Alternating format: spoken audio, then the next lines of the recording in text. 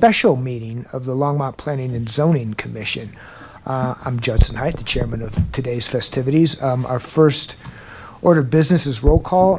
Executive Recording Secretary Jay Madrid, if you'll call us out. Chair Height. Is present. Commissioner Lang. Here. Commissioner Wang. Here. Vice Chair Poland. Here. Commissioner Arment. Here. Commissioner Earl. Here. Commissioner Jordan. Here. Chair, you have a quorum. Thank you very much. The next item on our agenda is a land acknowledgement. The city of Longmont has a land acknowledgement, and it reads as such. We acknowledge that the city of Longmont sits on the traditional territories of the nations of the Cheyenne, Arapaho, Ute, and other indigenous peoples. We endeavor to honor the history and the living and spiritual connection of these first peoples with this land. We commit to face the injustices that happened when these lands were taken, and to educate our communities, ourselves, and our children to ensure that such injustices never happen again. Next, communications, initial communications, anything from commissioners, from Planning Director Penland. Just to say thanks for being here and happy December. Thank you all for being here. Next item is public invited to be heard on items not on our agenda this evening. Shaquille Dalal has identified that he has a matter that's tangentially related but not directly related. So, sir, the floor is yours. That's correct. Shaquille Dalal, 219 Francis Street. I am going to mention the development that is being reviewed tonight, but it is tangential. I'm here to talk about the process. So my understanding is that the reason that we are here tonight is because the color of the sign that was posted in front of the development was incorrect 1 month ago. And so I have a question about whether or not that process, right, the process and the rules through which it was determined that this review should be delayed by a month, conveyed a public benefit. And is that public benefit worth it for the color of the sign being wrong, for people believing that they may have not understood what the purpose of this meeting was? I understand that public benefit can be sometimes hard to measure, and sometimes it is important for us to notify the public, to ensure that people have a right to know and have that right to know fulfilled. But when it comes to technicalities like this, I think it is also worth us asking what the costs imposed by our rules are. The city of Longmont, housing is very expensive. I think we all know this, and one of the solutions to that problem is to add supply to our community. It is a community goal to ensure that Longmont stays affordable for average people, and City Council has articulated this goal. For the sake of argument, in 2024, the developer attempted to sell the property for $5.7 million. Didn't sell it. I don't know why. None of my business. So let's say that he has a construction loan for $6 million at a 10% annualized rate, which I'm told is a reasonable rate for this sort of thing. And there are going to be 60 units that are eventually built in this development. This 1 month of delay for, again, what I understand to be the color of a sign is going to increase the cost of every single home in this community by $1,000. So my question to you is that public harm worth this delay?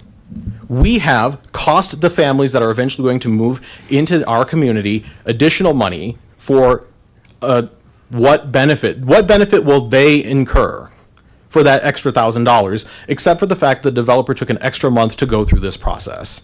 And so I'm going to repeat my request from last month when I objected to the removal of this item from the agenda to say that I would like to ask Planning and Zoning to pass a resolution asking council to review the ways that our development process impacts the cost of housing in our community and what should change in the development review process in order to advance our goals of remaining an affordable community for all Longmonters. Thank you. Thank you, Mr. Dalal. Next on our agenda is approval of the minutes of our... Oh, I'm sorry.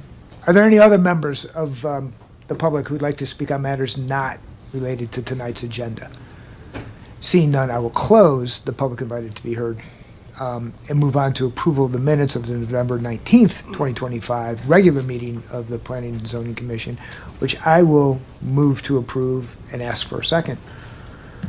Second.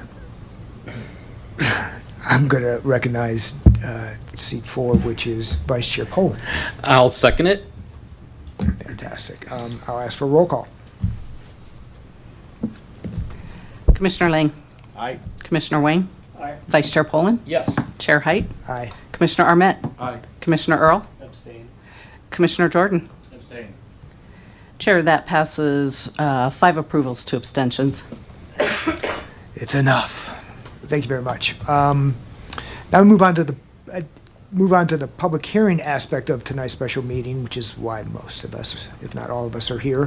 The 1313 Spruce or Bond Farm preliminary plat approval with 4 administrative modifications regarding minimum lot width, residential transparency requirements, front and side yard setbacks, and landscaper buffers.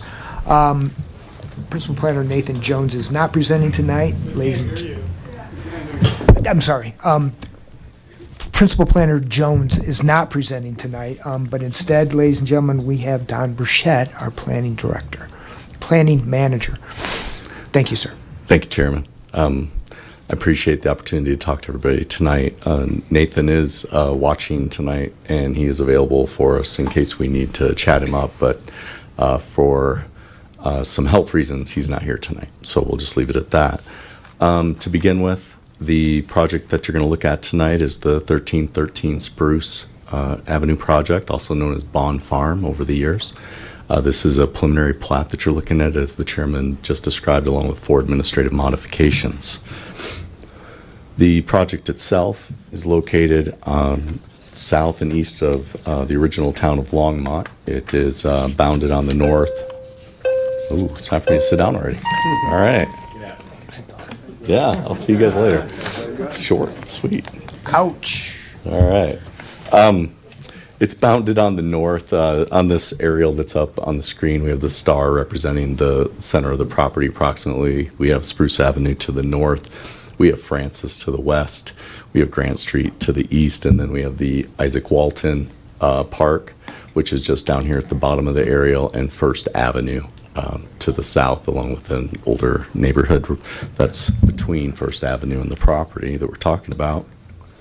Comprehensive plan for the city of Longmont identifies this land use of this property as medium density residential, and is residential mixed neighborhood is the specific designation, but it is meant to be a transition type of land use between usually single family and other more intensive land uses, sometimes multifamily, other times other types of commercial or industrial uses, as we have to the south down by the Isaac Walton Park.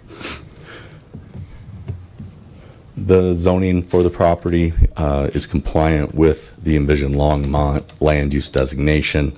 The zoning of the property itself is residential mixed use or residential mixed neighborhood. And again, as you can see, the property itself is starred on this slide. Give a little background. This project has gone through quite a few changes over the years in its vision and the layout for the proposed development. Some of you actually on here may have actually been a part of almost all of it. And for those of you who haven't been here that long, like myself, who's been here longer, it was originally annexed in 2005. The zoning for the property at that time, it was a residential mixed density. It allowed up to 8 units to the acre. The concept plan that was approved and modified and rezoned back in 2016 was for PUD zoning, which allowed for a co-housing project, which is the concept plan that you have on the screen right now. It proposed some single family as well as mixed use buildings and some commercial on the property, trying to provide a mix of uses within this piece of property. In 2018, as part of the Land Development Code revisions, and after Envision Longmont was updated, this property was rezoned to residential mixed neighborhood. And then in 2020, there was a proposal to change the location of the trail that is meant to go to the south to provide connections from the historic east side or west side neighborhood down to First Avenue, and the trail that gets ultimately down towards Isaac Walton and other areas of the city, providing that connection. And then in 2023, many of you will remember that this came in for a concept plan amendment to change the layout of the development from what's on the screen of the co-housing project to the current approved plan, which is on the screen on the right. This was a proposal that would allow up to 70 dwelling units with this concept plan. It tried to provide transition areas on the north and the east side. That's the white bubble, transitioning from the existing single-family homes that are in the existing neighborhoods to the north and to the east, and then transitioning to a little bit more dense product in the middle of the property. The location of the future city park was shown to be moved over onto the west side of the property. That's the dark green on the north half of the property on the west side on the left. And then to the south, we had the proposed pocket park and drainage facilities for the property. As part of the concept plan, the applicant submitted some massing and architectural studies for the commission and the city council to consider during the approval of that concept plan. These are some of the drawings that were included that showed the duplex type of units as well as the townhome products that were envisioned in there. These are just a couple of the examples, not meant to be all of them. The couple key points that we wanted to point out is that as a part of the concept plan amendment, there was a lot of community engagement above and beyond what was required. I don't know that, depending on where you may stand in the neighborhood, you may feel that it was enough. Others may not feel it wasn't enough. It may not be exactly what you were hoping for. It might be all that you wanted. I think you'll hear potentially a wide view as to what the concept plan did. But again, the main thing was that there was community engagement trying to find a way to modify the existing concept plan and create a new concept plan that could achieve the goals of the developer as well as protect the existing residential community that surrounds this property.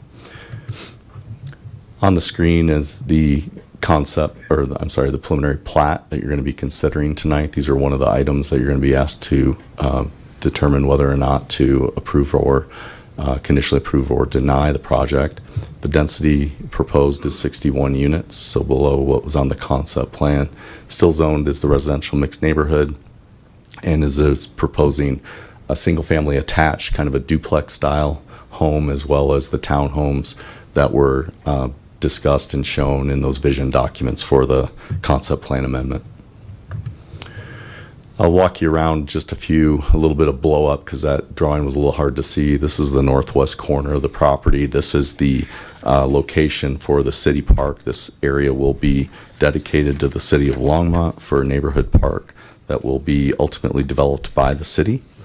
And the proposed size currently meets the obligations as spelled out in the annexation agreement for size. To the south, now we go to the south half. You can see off to the left here, there is a proposed pocket park area. Then you also have some of the detention drainage areas as well as community garden space down in the bottom southeast portion of the property.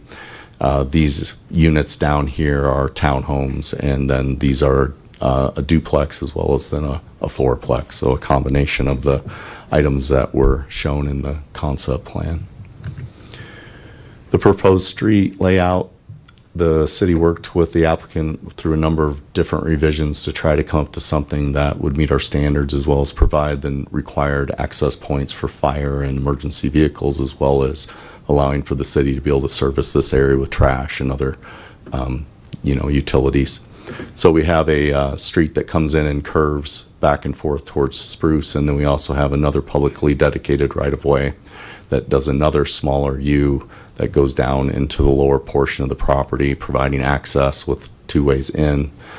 Also, as you may remember, the property to the west, we recently annexed about 2 years ago. That was the 150 Francis property that some of you were on the commission for.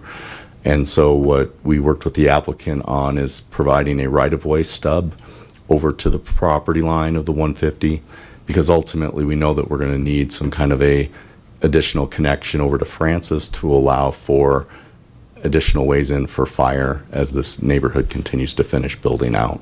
So that's part of the transportation, street layout, and lot layout that we have.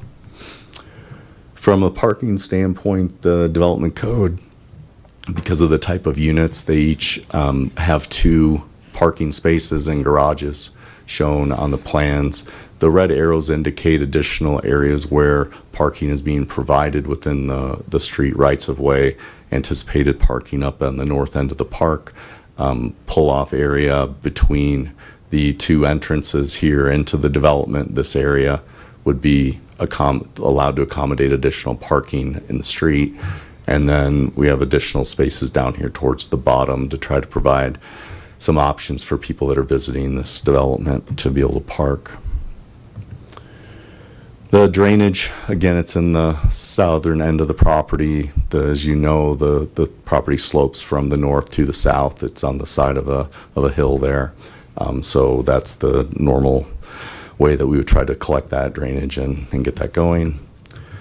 These are color renderings from the architecture that's proposed within the preliminary plat documents and items that you had included in your packet tonight. You can see these little snippets are the garage sides. They're not the fronts as I would normally show you, but I just wanted you to kind of understand. On the right, we have 2 different styles of duplexes with tuck under parking underneath a portion of the second story. And then when you're looking at the multifamily, whether it be a fourplex style or the larger buildings, again, these take access off of those internal streets, so the garages are within the development and the fronts are facing towards the existing developed areas to the east, to the north, and to the 150 Francis property to the west. Again, trying to present a what I would consider a more attractive look towards the adjacent neighbors than just garage doors, keeping those internal to the project. Tonight, as a part of the application, you have 4 administrative modifications, and I know that you've dealt with these a few times, but just for everyone's understanding of how this will work tonight, per the Land Development Code, the planning director has the ability to approve modifications to standards at a staff level. But when we have those associated with major development applications and believe that they're an integral part of the way the project is being developed, we would ask the commission, and the code allows for us to send these to you for consideration. And so tonight you are going to be the decision-making body for 4 administrative modifications. It's also important to point out that under the administrative modification section, you are allowed in the city to request a 25% reduction of a numerical standard, and that's our typical. But there is an exception within the Land Development Code for infill development. Infill development, the definition is provided right here on the slide. The staff has made the determination that this property meets that definition of infill development. For infill development, the standards actually can be deviated greater than 25%.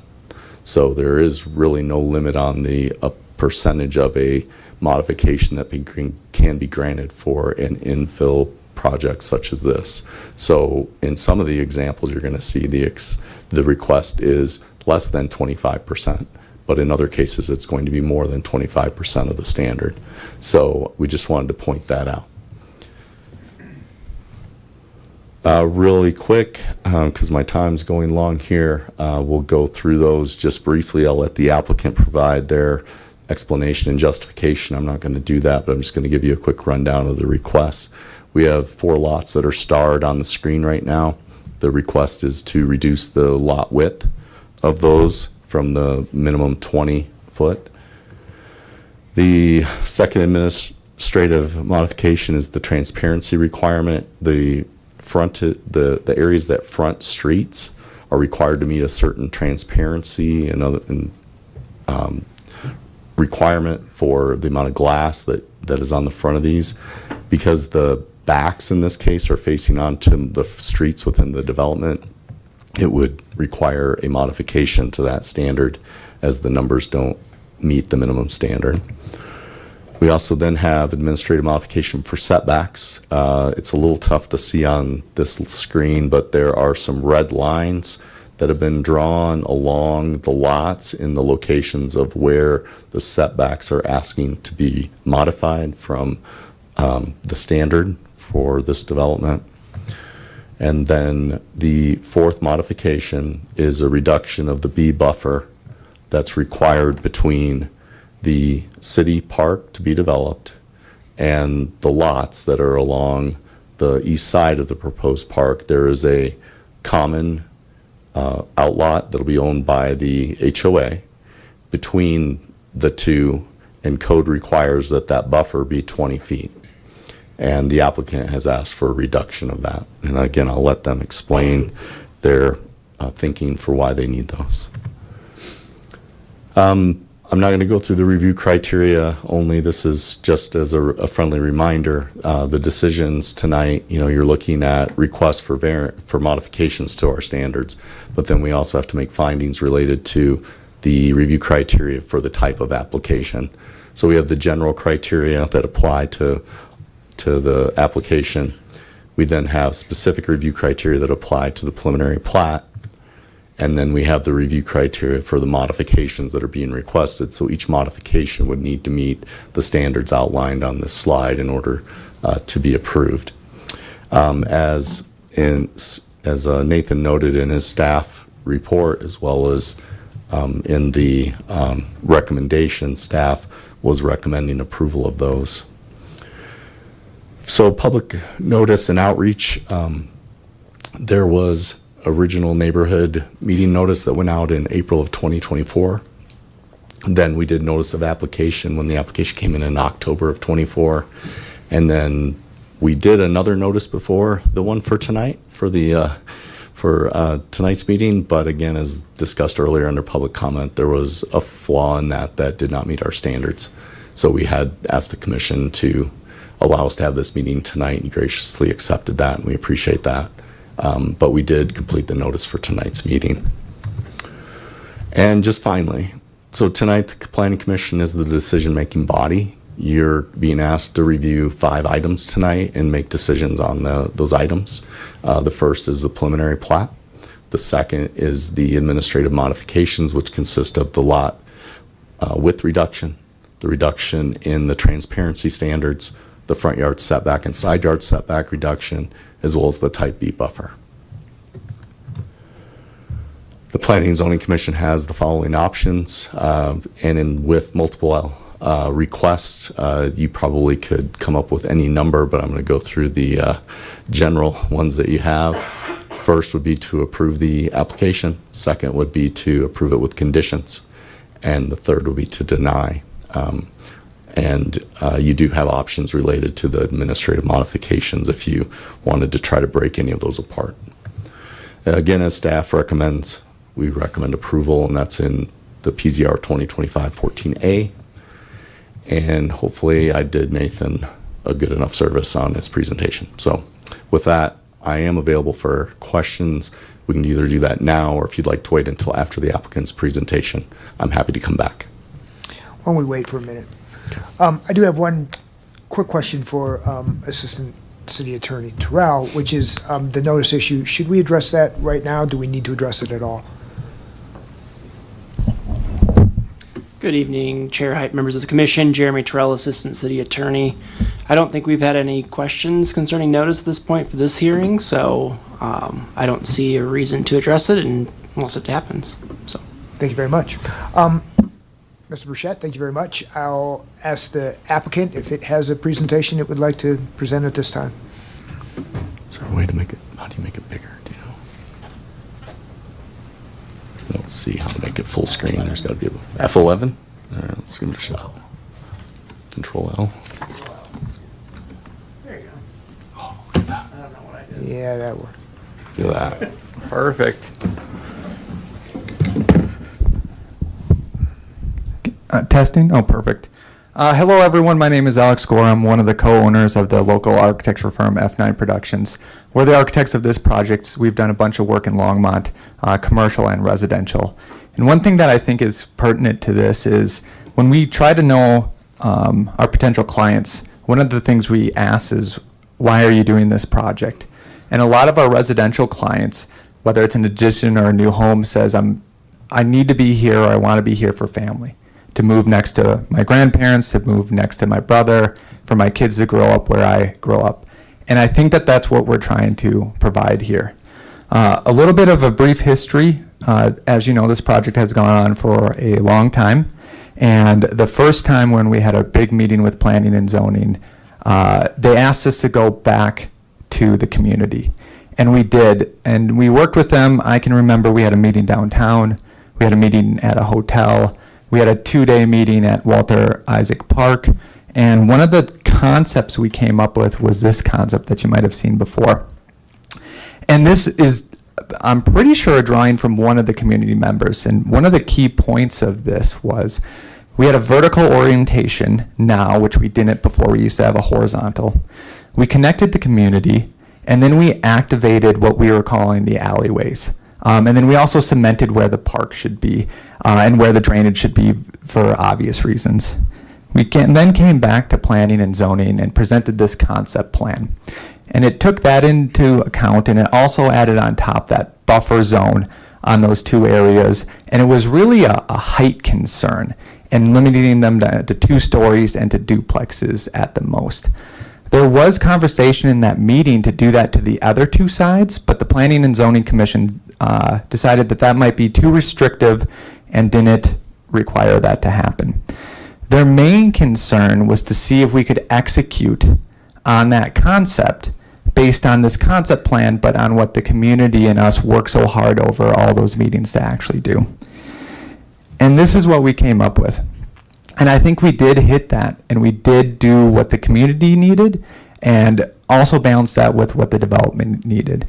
So you can see we have that vertical orientation. We have a lot of connection throughout it. We have plantings in the alleyways, and we broke those up. We have the park. And our main task then after that was working with the city to see how we could make this work with the codes. And everyone who's dealt with codes know that codes aren't perfect. So I actually credit the city for coming up with a lot of solutions to make it match what I can only call more normal now. Here's just a picture of the architecture that's been developed. They showed it. This is actually from the lower right-hand corner of the plan looking up, but you can see it's a modern craftsman sort of look. And this isn't the subject to it, but it's something where we're trying to we're trying to fit in with the neighborhood. So going with what we're asking you to approve, we had to find solutions that work to make our concept plan work. So one of the things that the city had us do was we had to change from our alleys to roads, and that made the width requirements, the buffers, and the streets and the sidewalks larger.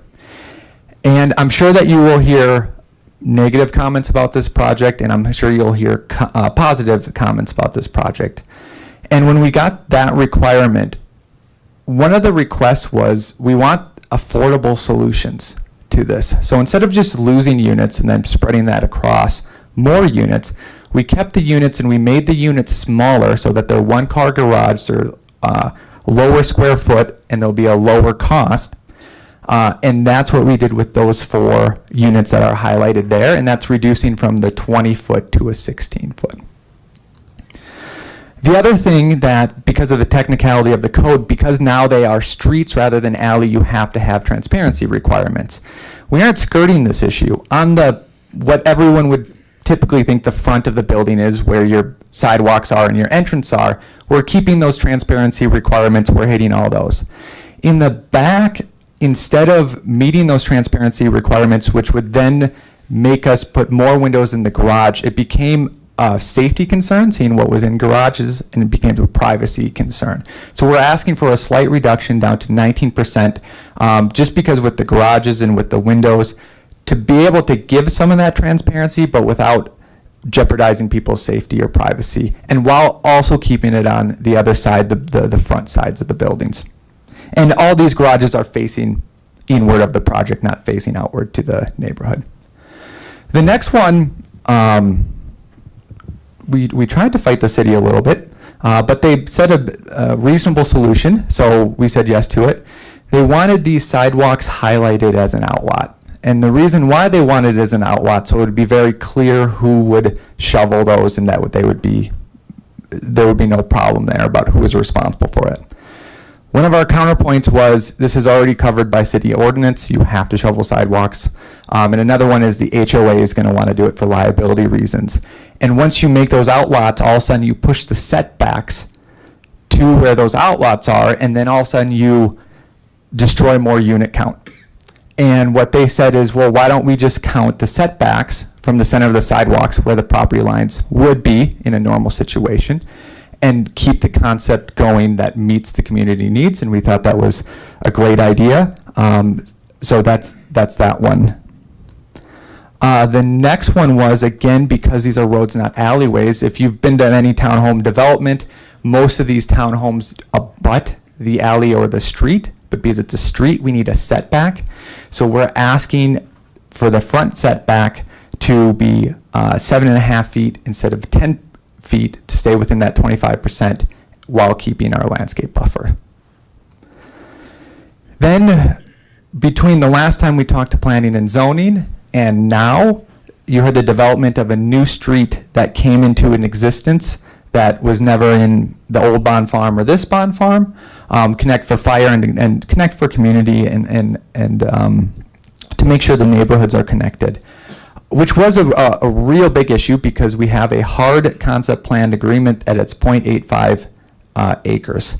And one of the initial discussions was, well, what if we split the landscape buffer? And this came from the city, meaning we'll have half on our side, half on your side. And that went on for a while. We landed up on reducing the landscape buffer to 9 feet on our side, just because the city can't commit, they don't have funds for it, they don't know what they're going to build. And in the community discussions it came up, and it is a great point, once that park does have funding and money, people can put their input of what they want there, and all that. Another point why I don't think that this buffer, it's not taken away from the city park. And also, we placed our park just below where it says new street. And right as of now, as of I know it, that new street won't be made until that new neighborhood is needed of it. It will be clear in case fire needs it for any reason, but it won't be made.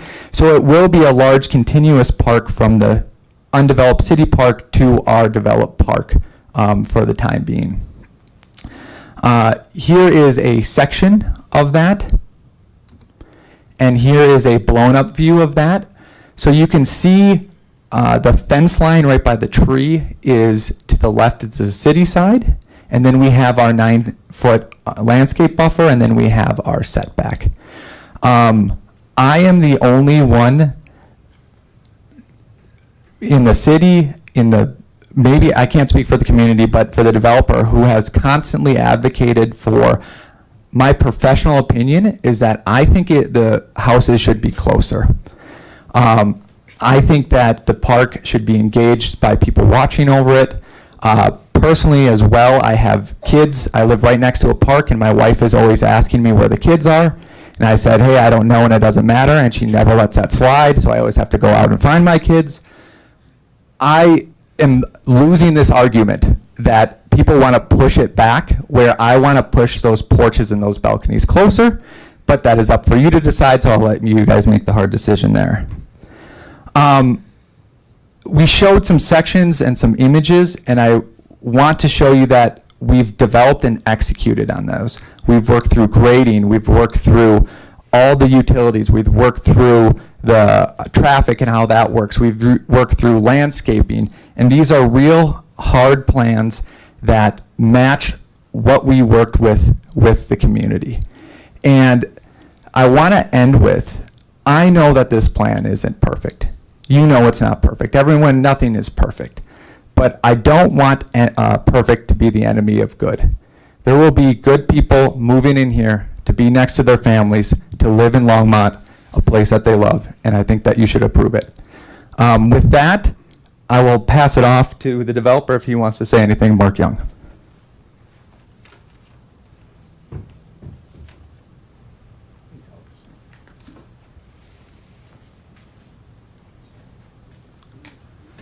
I just have a few things I want to say. And I want to tell you, first of all, I was kind of counting it up, and I think we have more than 1,000 hours of volunteer time, community input. I mean, it's amazing how much time and effort went into it, and the people that came out of the woodwork who got involved with it on their own time and really devoted themselves to the project. And I can honestly say that today, I think we have a better project as a result of the community engagement we've had than we would have had otherwise. I'm not going to say it's more financially successful because of the time it's taken, but I think that overall we serve the community better this way than we would have if we'd just been allowed to go off and do it on our own pace and our own way to do that. A couple things that Alex talked about that I want to help you understand a little bit better was some of the reasons for these modifications. First of all, the 5-foot setback, the setback on those sidewalks. Just a moment. Hey, could you put up that screen that had the 4 modifications? Do you remember which one that was?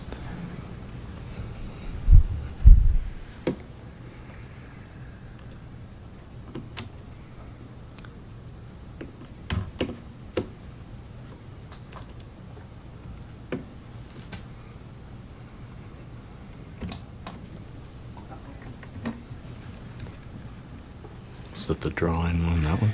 No, it had the Or all 4 listed? all 4 listed. Yeah, that'll just help me. There it is. Thank you. You're welcome. Probably won't be able to read it, but we'll do the best we can. So the lot width reduction, why is that important? Well, so we really took it upon ourselves to try to produce affordable by design product, workforce product, not build $30 or $40 million house out here, but build a whole bunch of townhomes, which is what we thought the community wanted. That was our impression. So I think you guys can relate to this. If, we've got $3 million in the land, we think the infrastructure is going to be $3 million. So it's $6 million sunk cost right there. And if I have 70 units, it's much less expensive per unit. If I've got 65 units, it's less expensive. It's more expensive. If I've got 61 units, it's more expensive. So in order to defray the cost of the infrastructure and not have to impose higher burdens, sale price burdens on the other units, we opted to go with the smaller units. Now, these smaller units wouldn't be a problem if this project had been developed as a condominium project, which is initially what we wanted to do. But after talking to staff, we and the fire department, it became clear that this should be a townhouse project instead. Now that lets me segue into the second thing I wanted to talk about. The road widths, just like the lot widths, and the fact that these are public right-of-ways now. Had this been a condominium project, these would have been private streets. We would have had private streets. But the fire department said, almost right off the bat, Longmont doesn't allow you to address off an alley. We can't address off a private street. So it would have been, 1313 Spruce, Unit A, B, C, D, D1, Unit A, B, C, D, E, F, G, Unit 2, Building A, B, C, E, F, G. So they wanted individual addresses. So in order to do that, we had to convert all these private roads to public streets. So that was a burden that was placed upon us to try to meet a health safety issue. The fire department thought it'd be easier for them to respond to a call. They'd have a better idea of where they were going. So that was an important aspect of that. Then what came about as a result of transitioning the property from a condominium project to a townhouse project, the setback requirements really messy. Let me explain. The city wants all of the buffers, sidewalks, stuff like that in outlots. So when I create an outlot that runs down the middle of my project, you know, when we had those, the center of the project, we had that sidewalk running right down the middle, that became a lot. So when that became a lot, and it's not just a lot, not just wide enough for the sidewalk, I had to have a foot on either side for maintenance as well. So I think it's a 6 foot or a 7 foot outlot. Then I had to fit the front yards in. Well, as a condominium project, my front yard would have gone to the middle of the sidewalk. So that's what we did. We picked the middle of the sidewalk as our setback, and we based our setbacks off that. So I want you to understand that these administrative variances are really driven by the fact that the fire department wanted us to address each unit individually. The spirit of how it's done is completely consistent. I don't think we've asked for anything that does not stem from that in one way or another and isn't consistent with what a development like this would look like. The transparency thing is also interesting because since these are public roads, again, and not private alleys, private drives, we have to have transparency. If you guys want us to meet the transparency requirement on the back of these units, we can do it. We just got to put windows in the garage doors. But I don't think that makes sense, and that's why we've asked for that one. Finally, the reduction of the buffer. So there's one other contributing factor to the reduction in the buffer, and that is when Mark Van Warner, I think, annexed his property, 159 Francis, 150 Francis. The city came back to us and said, "Hey, Mark, we need a connecting road to go between here." Now, what did that do to me? Well, for one thing, I lost 2 units. So the cost of every unit in the place went up by that cost. Second thing that happened was it took away land from the park. So the Parks Department had originally said, "Look, we'll split it with you. You need to do 30 feet. We'll take 15. You put up 15. We'll be good." But then because of the annexation agreement, we couldn't take parkland to put the road on. So we had to push the road further south. So we were already constrained physically. We have a hard border on the north, a hard border on the west, and now a hard border from this road on the south. The only place we could move is to the east. And when we move to the east, the whole project gets crunched together. So the thought was, the solution, the best possible solution, was that we would reduce that buffer. And just as Alex was saying, the reduction of the buffer could be viewed as a benefit, engaging the park, or it could be seen as a detriment, imposing on people's privacy or people's fun that they could have in the park. But keep in mind, no matter what happens, whether the buffer's 9 feet, 14.5 feet, or 20 feet, the size of the park stays the same. There's a fence that runs along it. It doesn't change. This is really just a question of how do those houses engage with the park. That's what should be forefront in your mind. So that's what I wanted to talk about in a nutshell. But I wanted to say one more thing. I've been continuing to engage with the community. It didn't stop with our charrettes. It didn't stop with our public meetings. But I can tell you that there's people here in the audience who I've worked with for a long time. We've gone back and forth on many things. And some of the people from the community here, I spent hours on the phone today working on some compromises which I hope will win the day. So what I'd like to suggest is I'd like to say 2 things about that. So I have 2 kind of quasi-conditions that if you guys felt it was important, I'd be willing to adopt, that I'd embrace, that I'd say, woohoo, let's go, right? So one of the concerns of the community has always been parking. I know parking's off the table, but just because parking's off the table doesn't mean that we're not concerned about it. And I've built one project in my life that I had a parking reduction on, and I regretted it every minute.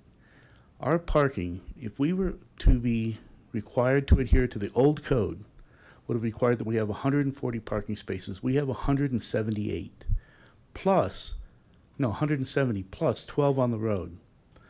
Now, if you look at that, that's a ton of parking for this site.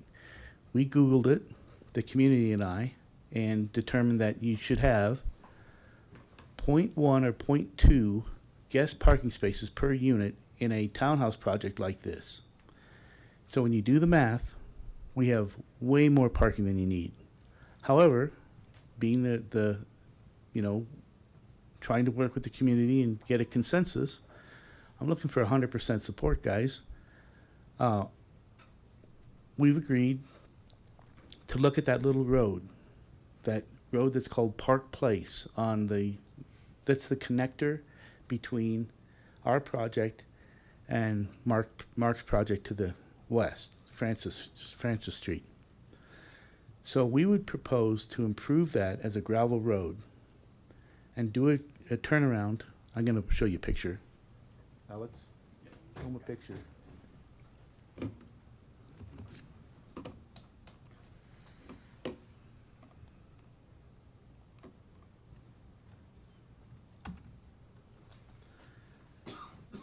So what I'm proposing is we do a turnaround. We create parallel parking spaces on this road, improve it as a gravel road, and have a vehicle turnaround at the end. Now, this came up today at the last minute, so we haven't had a chance to engineer it, but you can see it looks pretty good. So what I'm proposing as a condition to the project is that the applicant shall agree to improve the road that's called Park Place as a gravel road to provide additional parallel parking for the site, conditioned upon the turnaround being approved by whatever governing body needs to address it. If the turnaround cannot be approved, then the project would move forward without this condition, or with this condition being satisfied. But if we can do it, or if we can move the turnaround to that alley, but we're not sure if that's has vehicle right away or not.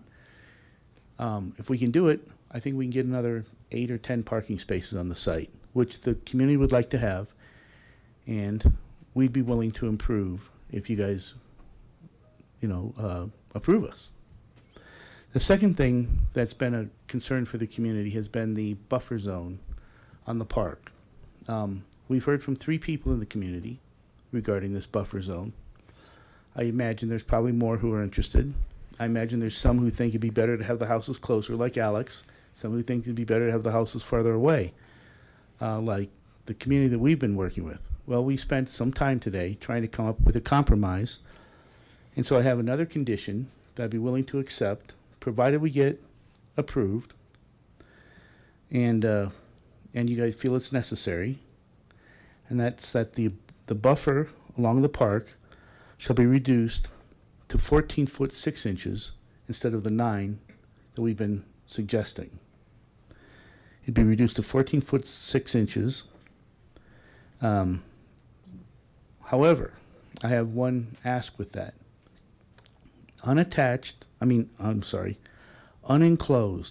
front porches of no more than 3 feet, stairs to the entrances, egress window wells, and the foundation of the homes to be built along the park would be allowed to encroach in the front yard setback.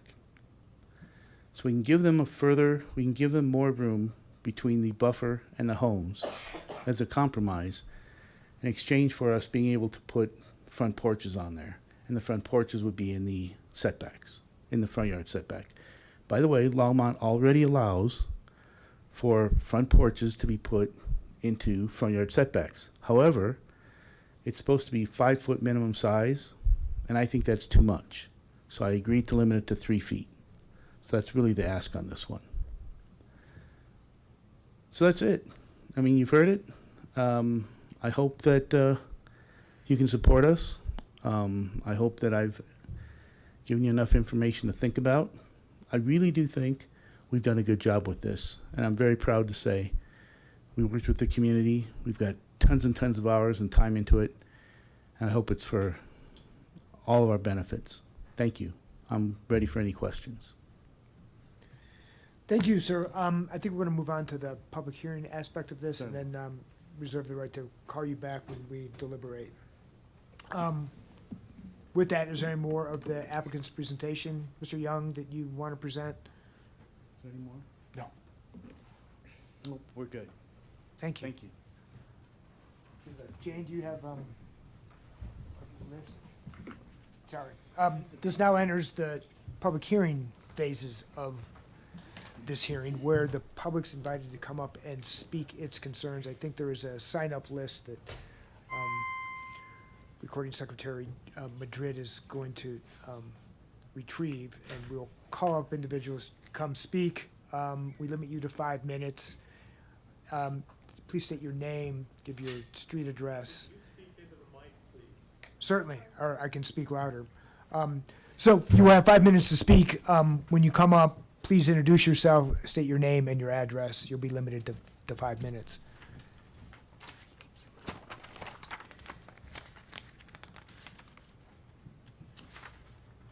My list isn't as long as I thought it was going to be. Top of the list, though, is David Palmer.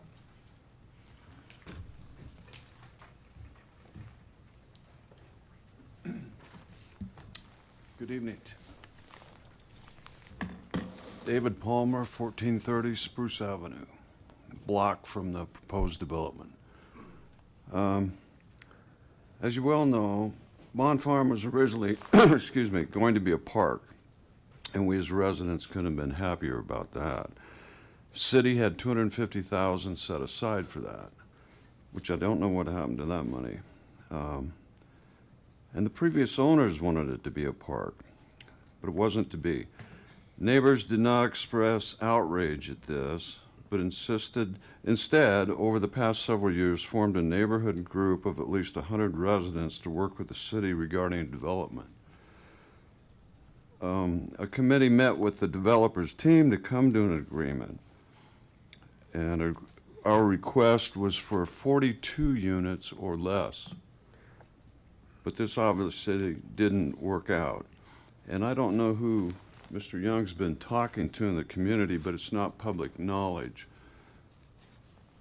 because this group now has not heard about this. And let's be clear, the developer does not live in the city, and his goal is one, and that is to make as much money as possible. That's just a fact of life. But I don't believe he really truly cares about the neighborhood because of this. Based on his statements, at one time he said I could build 110 units on this lot if I wanted to. At another time he said nearby houses will be scraped in the future. Scraped? This didn't sit well with neighbors. Also, he said, telling city council that they would hear a lot of noise tonight in regard to opposition to this project. The main issues are the impact to the neighborhood and the fact that the streets will not support this development. Spruce and all of the feeder streets from Sunset to Bowen are single lane if cars are parked on either side. So you can imagine with now 120 additional cars, plus the traffic already there, it's going to be a nightmare. School buses, trash truck, I mean, it's not going to work. There are numerous cyclists that ride every day up and down Spruce. There's no cycling lane. They're going to be shut out. They use it to go places and to get to the greenway. And numerous young families are pushing strollers up and down Spruce. They're going to be in danger. If this is to be developed, it should only be 24 to 36 units. Single family, one would hope. With a small amount of duplexes as in the surrounding area. There is no unit in Bond Farm or Old Town nearby that is 62 units crammed into one spot. Even at these numbers, the streets will be pushed to the max and the congestion bad. Is this development plan a positive for the quality of life in the neighborhood of Bond Farm? No. Is it negative impact on the neighborhood and its residents? Yes. And just because a developer has met the requirements, although he's requesting changes again, and how this is zoned, it doesn't mean that this cannot be re-examined as to the impact to the neighborhood and the city. So, how do we repair this trajectory of proposed development? We citizens are depending on you to support us. Are we too far down the line? No. Not if planning and council reevaluate how this would impact an established 150-year-old plus neighborhood. Not if planning and council show courage and say, wait a minute, this isn't the right thing to do to drop this huge development in this old neighborhood. I'm in the fourth quarter of my life, but I'm thinking of young families and their children. You could wrap up real quick, that'd be good. One sentence. Yep. You, as planning, are our stewards. We are counting on you to show courage and support us. And thank you for listening. Thank you, Mr. Palmer. John Pillman?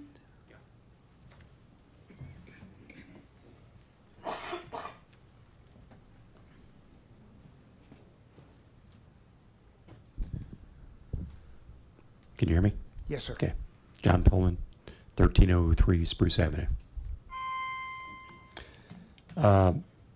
My primary concern with Mr. Young's preliminary concept plan was centered on guest parking within the development. To be specific, this relates to parking that any guest, visitor, maintenance worker, etc.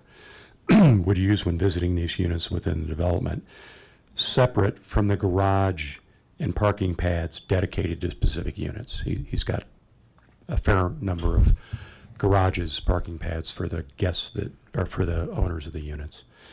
The bottom line, though, is that there were only 3 spaces identified within the development for guest parking that were not assigned, and I thought that was too few.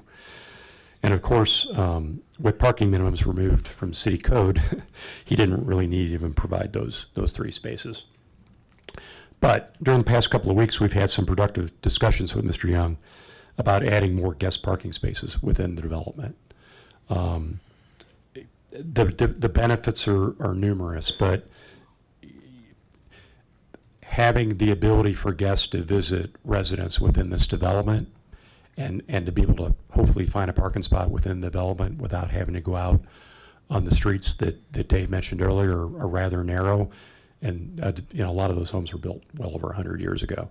Having some guest parking within the development, I think, is good for the residents and good for the neighborhood. So you may have noted that on Mr. Young's plan that there is a road easement required on the south side of the property to connect his development to Francis Street. Mr. Young has agreed to grade this road, cover it with gravel, I assume. Grade the road, cover with gravel, with the result being that it should provide maybe another 10 parallel parking spots, guest parking spots within the development. This will require the city to agree to a turnaround. He's already mentioned that at the end of the road, something that Mr. Young is more than willing to engage in those discussions and options for a turnaround. Of course, there's no guarantee the city will accept the turnaround option, but I'm remaining optimistic that we'll find a solution to this. And I'm remaining optimistic that we can provide that and provide some much needed guest parking for the residents in there. So given Mr. Young's willingness to accommodate this request, assuming the city will accommodate this request as well, I'm in support of this preliminary concept plan. and, I'm sorry, preliminary plat, and look forward to seeing this continue on to the next phase of development. Thank you. Thank you, sir. Appreciate it. Next on my list is Drew Sorrells. Sorrells?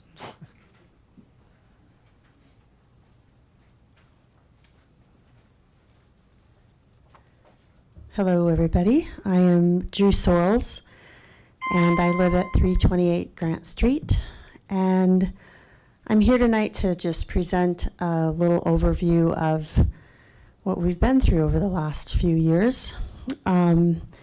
Mark first introduced this project in a neighborhood, a group of neighborhood people came together. We're within 1,000 feet of the property, and we were part of that group, and we were originally opposing the project.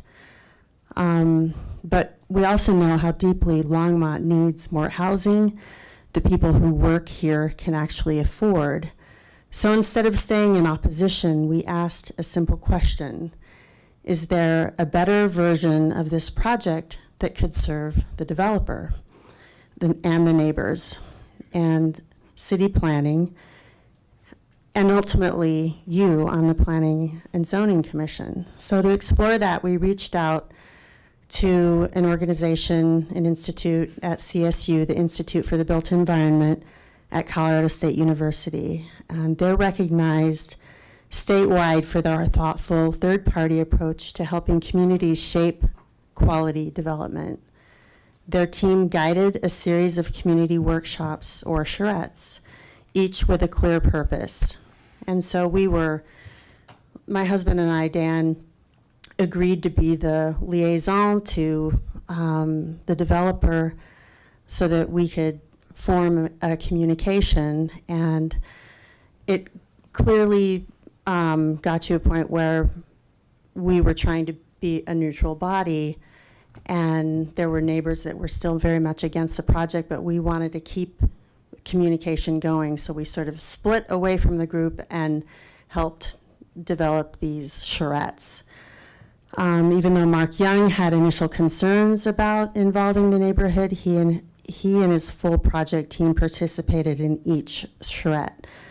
City planning, other city departments, planners from Boulder and Denver, and residents from the surrounding area all joined in these working sessions.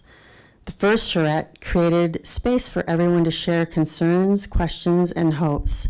CSU also showed examples of successful infill projects from Colorado and elsewhere. The second charrette, which Planning and Zoning requested, centered on compatibility, scale, architecture, landscaping, and how the project would meet the character of the surrounding neighborhoods. And by this third charrette, the ideas and themes were clear. The Institute developed 4 distinct plan options, one that resembled the original concept, and 3 that were completely new, each with different unit counts, home sizes, park configurations, and street layouts. Out of the 4, one of the new designs received overwhelming support from the 26 participants. That is the framework F9 used to create the proposal before you tonight and presented prior. Dan and I live just a couple of blocks from the site. We walk this neighborhood almost every day. We believe this updated plan brings meaningful benefit to Longmont, more attainable in-town homes, and a new in-town park, and more opportunities for people who work here and live here and shop here. We encourage you to support this proposal. It reflects genuine community collaboration and very thoughtful design. We've seen it go from something that we originally disagreed with to a very compatible design in the neighborhood, we believe. And it's a very future-focused approach to one of Longmont's most pressing needs. This single, well-designed project can make a positive and lasting contribution to our great community. Thanks, everybody. Thank you. And I think your husband, Dan, you're next on the list.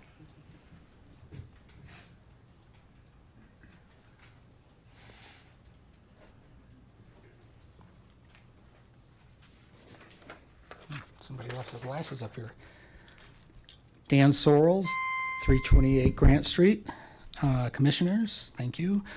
I'm here to speak in support of the administrative modifications to the preliminary plat for 1313 Spruce Project that are the main and I guess only agenda item for tonight. As you may have heard, this project has greatly evolved since it was initially presented into a well-conceived, community-focused design, one that the City Council and this body blessed when it approved the concept plan. There are a couple of key reasons that has made this evolution possible. First is the moderated design process of the 3 charrettes that Drew was just talking about that involved community citizens, design professionals, city staff where appropriate, and the developer and his team. This process allowed for concerns to be heard and addressed. The second key reason, the developer and his team listened and changed the design to better fit the neighborhood, while also offering a wider variety of unit types. Their willingness has made the Bond Farm project into what should be a future template for future developments. None of the administrative modifications that are being requested tonight detract from what the City Council approved. In fact, I think they all help maintain the spirit and character of the concept plan. The developer and his team have worked closely with city staff to honor that vision, and as I've learned tonight, they're still working with the community to help honor that vision as well. My only concern is how long this process has taken. As we all know, time is money, and the longer this process takes, the more expensive it becomes, which in terms impacts how attainable and cost attainable these units can be. I urge the Commission to accept the request and to help bring this project to its full manifestation. I would also urge that this Commission to encourage both staff and City Council to find ways to streamline this process to be more transparent, coordinated, and I want to underline coordinated, and efficient. The city's 13,000 unit housing deficit can't be solved when even small infill projects like this take 2 to 3 years before a shovel can be put into the ground. Thank you. Thank you.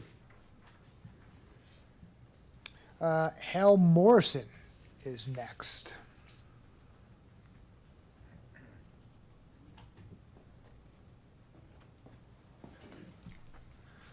Good evening, Commissioners. My name is Hal Morrison, 236 Sunset Street.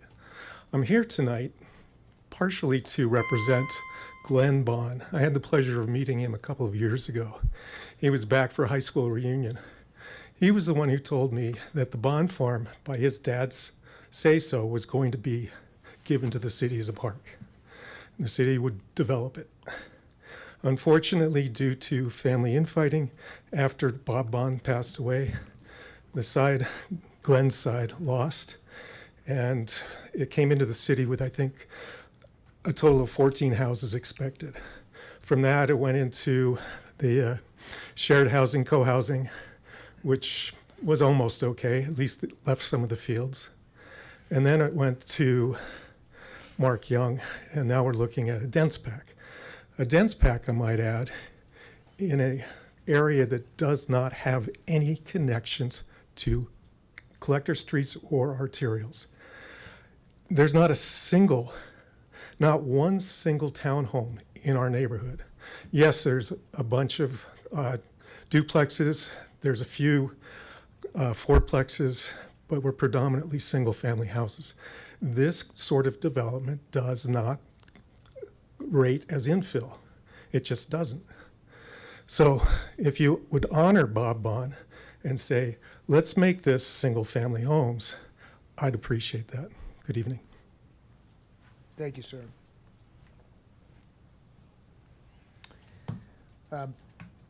Charlie Schilling, you're up next.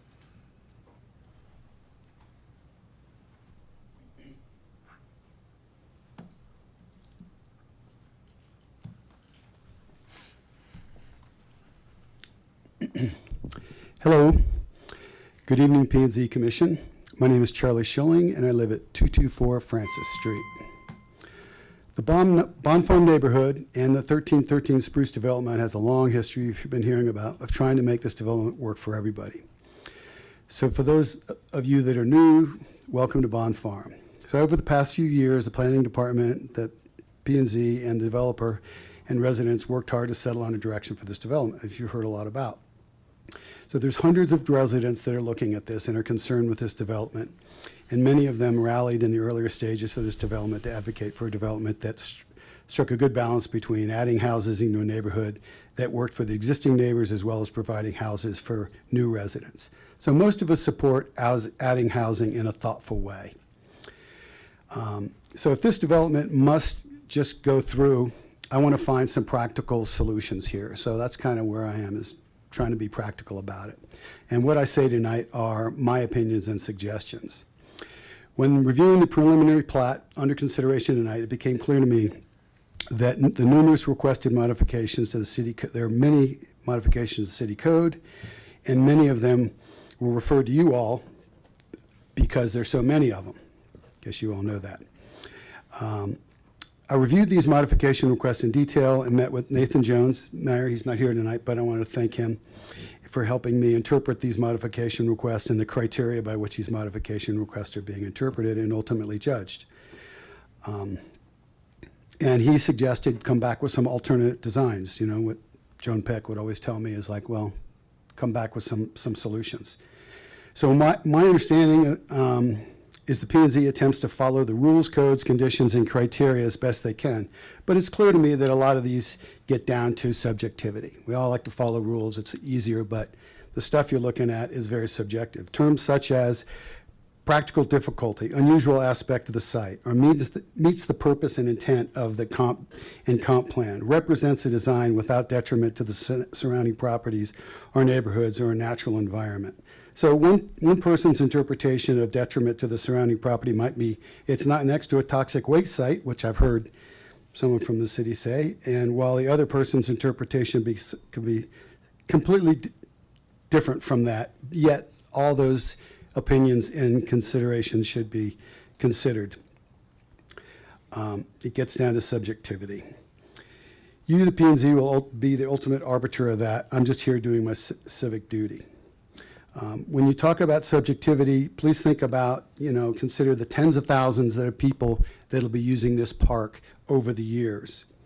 When reviewing the requested modifications, the one that seemed most to jump out at me was the setback on the park. The proposed park preliminary plat recommends a 9-foot buffer, as you heard, and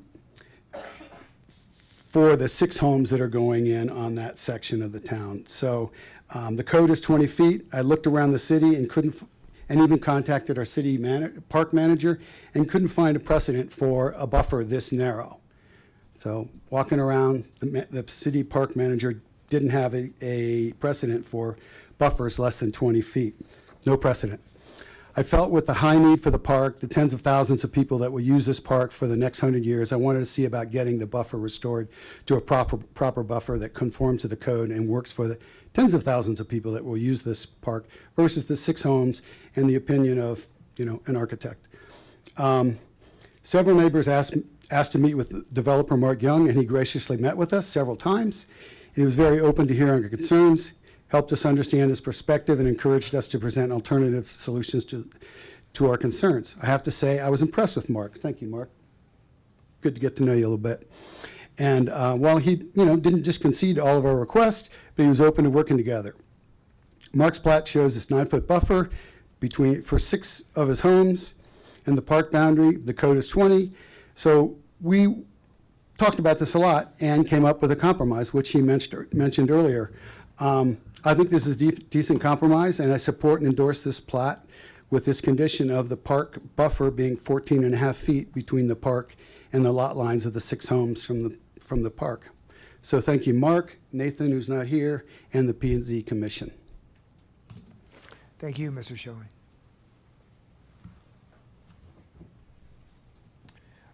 Next on the list is John Loughran.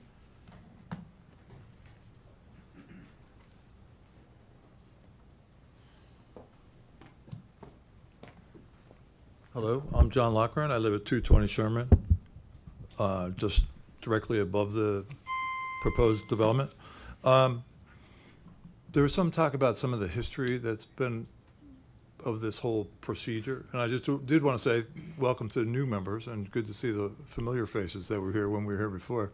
But regarding some of the charrettes and meetings that we had with the neighbors, I would just like to say that we began like a priori with the givens that like there's going to be buffers that were required by the city, like the 20-foot buffer from the park. Those were the constraints within which we worked, and we had those assumptions going forward.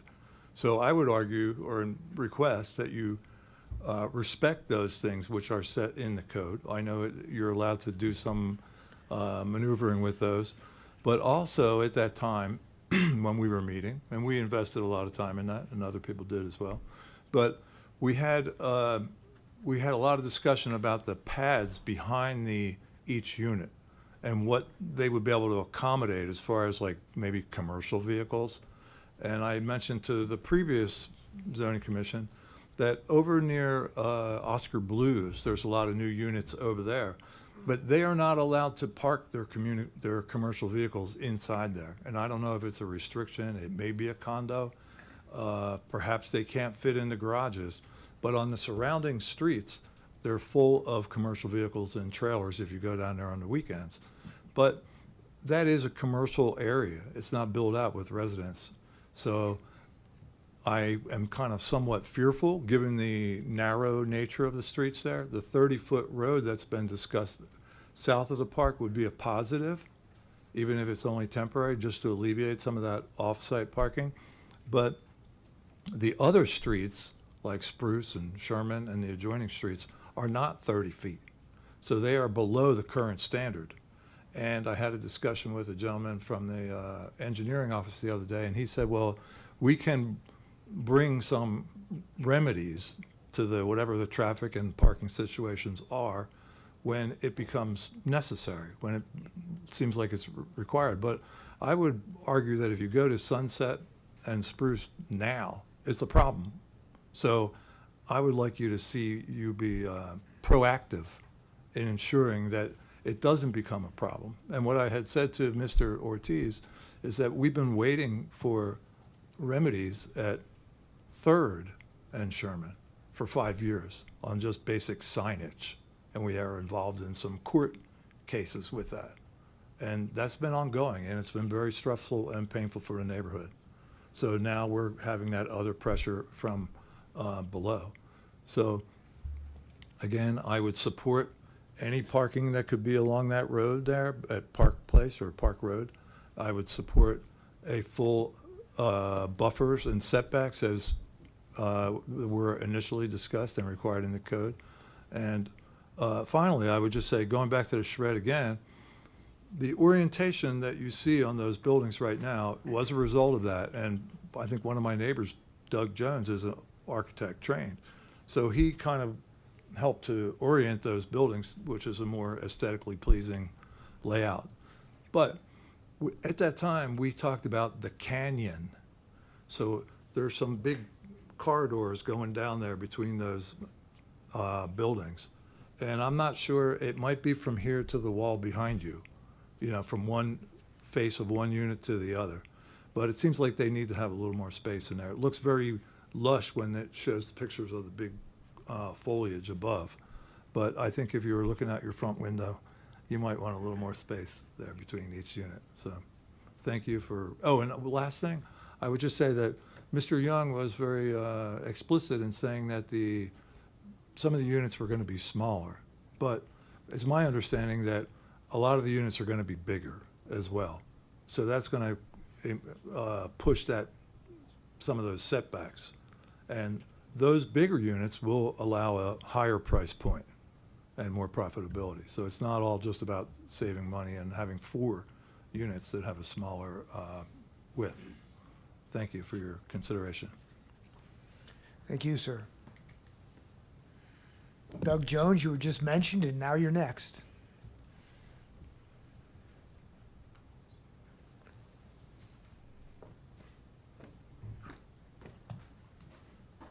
Someone's glasses are up here.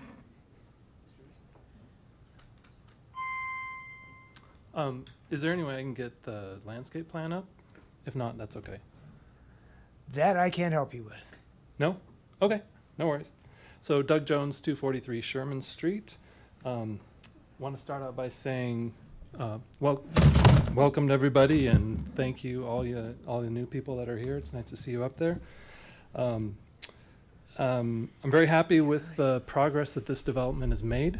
I'm happy to be a part of that. I'm happy to have met with Mark a number of times and met with other members of the community and met with the city staff to talk about all this stuff. I think it's very important, and I'm very engaged with it. And I think it's come a long way, and I don't want to be a complainer, but I think there are things that can be really improved with what we've started with. I'm glad that this is a preliminary plat, and we have the time to do that and to make those needed changes. Everything that I've heard tonight from the public, I think I agree with almost every single word. And so the things that I'm very happy to see are the path going through the property and down onto First Avenue. I think that's a great solution for this neighborhood. I like the innovative way that Mark has, as he described and the architect described, deconstructed those roads in between, those north-south roads in between the townhouses. I think that's very innovative, and I think it's insightful, and it's a good way to treat this project. However, I think they missed a couple things on that, and that's kind of what I wanted to talk about. And then I wanted to talk about my support of keeping that 20-foot buffer between the park and that first set of townhomes. So if I wanted to look at that landscape plan just so it would be easier, but a typical road in Longmont, as you guys know, is house, setback, sidewalk, tree lawn, street, and then you repeat, right? And so what they did on this plan, if you can bring up that landscape plan for me and just kind of look at it, is we've got townhouse, road, townhouse, sidewalk, townhouse, road, townhouse, sidewalk, right? So if you deconstruct the street, then you have, and two streets, then you have two sidewalks, and then you have 4 setbacks, and you have 2 tree lawns, right? So altogether you have 4 tree lawns, 4 sidewalks. What they did when they put everything back together was they ended up with 3 sidewalks and no tree lawns. The tree lawns could potentially be the buffers on the other side, but as John Loughran just mentioned, that corridor down the middle, right, is only, I think I measured it at 19 or 17 feet, something like that. Maybe it's a little bit more, I can't remember. Maybe it's 20 feet. But all I'm saying is that you deconstructed the road, you didn't put all the parts of the road back. So we're losing landscape into the project that way. And what that does is it allows for larger units or more units on the property instead of keeping those code specified things together, right? So I applaud the innovative use of the street. I don't applaud not putting all the parts back. The other thing is the administrative adjustments. A lot of those, especially the transparency adjustment, terrific idea. I don't want to see glass on garage doors. I would rather see them up in the buildings. It's a terrific idea. Thank you for doing that. And I think the landscape plan, I think it's beautiful. I think that just the way that they've done the amenities and designed all that stuff out, they've done a really, really solid job with that. So I really think that the bones of the project are there. It is adhering to the concept plan that we all work so hard to get to. But what I think isn't happening is that those units are either too big or there's too many of them. I mean, there's only so much space down there, right? He's had to limit it down to 61 units, and I really appreciate that he's done that. But there are still, you've had to make 100% modifications. So there's, to the entire site, they are asking for administrative modifications on 100% of the site. On 75% of the site, they are asking for more than 25%. So that's a lot of modifications. And they didn't even bring up the whole deconstructed street not being reconstructed. So my solution, if there was, follow what people are saying, I just think the units are either too big or they're too many. Keep keep it to at least a 25% across the board and keep that 20-foot buffer. Thank you very much for your time. Thank you, sir. Last on my list is Chris Conklin. Conklin, my goodness. Chris Conklin?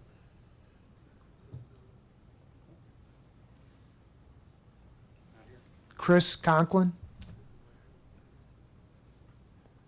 I've slaughtered your name 3 times, and you're not here.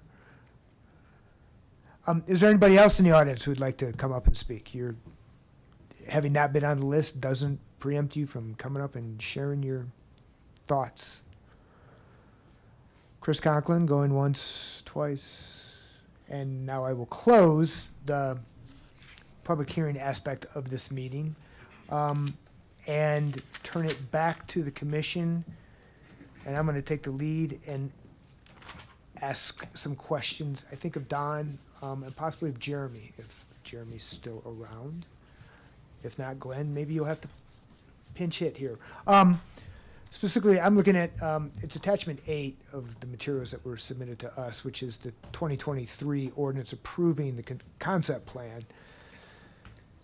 And in section 2 thereof, there was a requirement that the concept plan meet 5 different conditions within 12 months of the passage of this ordinance. And my questions are, did indeed all of this happen within the last 12 months? Specifically, I was kind of concerned about the submission of design exceptions regarding access spacing that don't conform to the design standards and construction specifications of the city of Longmont. Jeremy and I had spoken briefly about this beforehand, but now he's not here. Don, unfair to put it on you, but do you have a DRC position to share with us regarding? Jeremy. There he is. There's Jeremy. The question I promised to ask, I'm asking, but you were gone.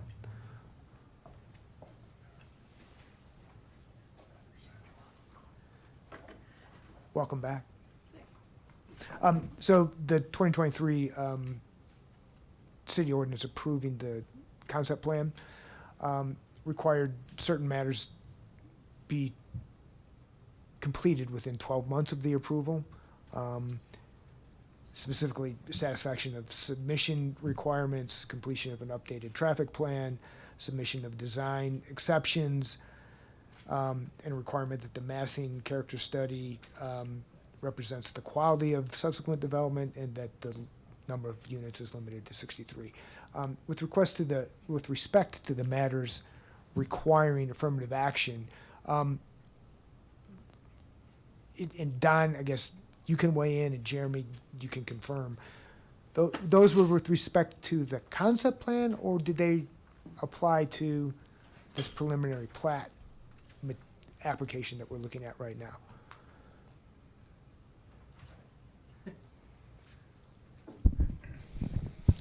Chairman Height, Don Burchett, Planning and Development Services.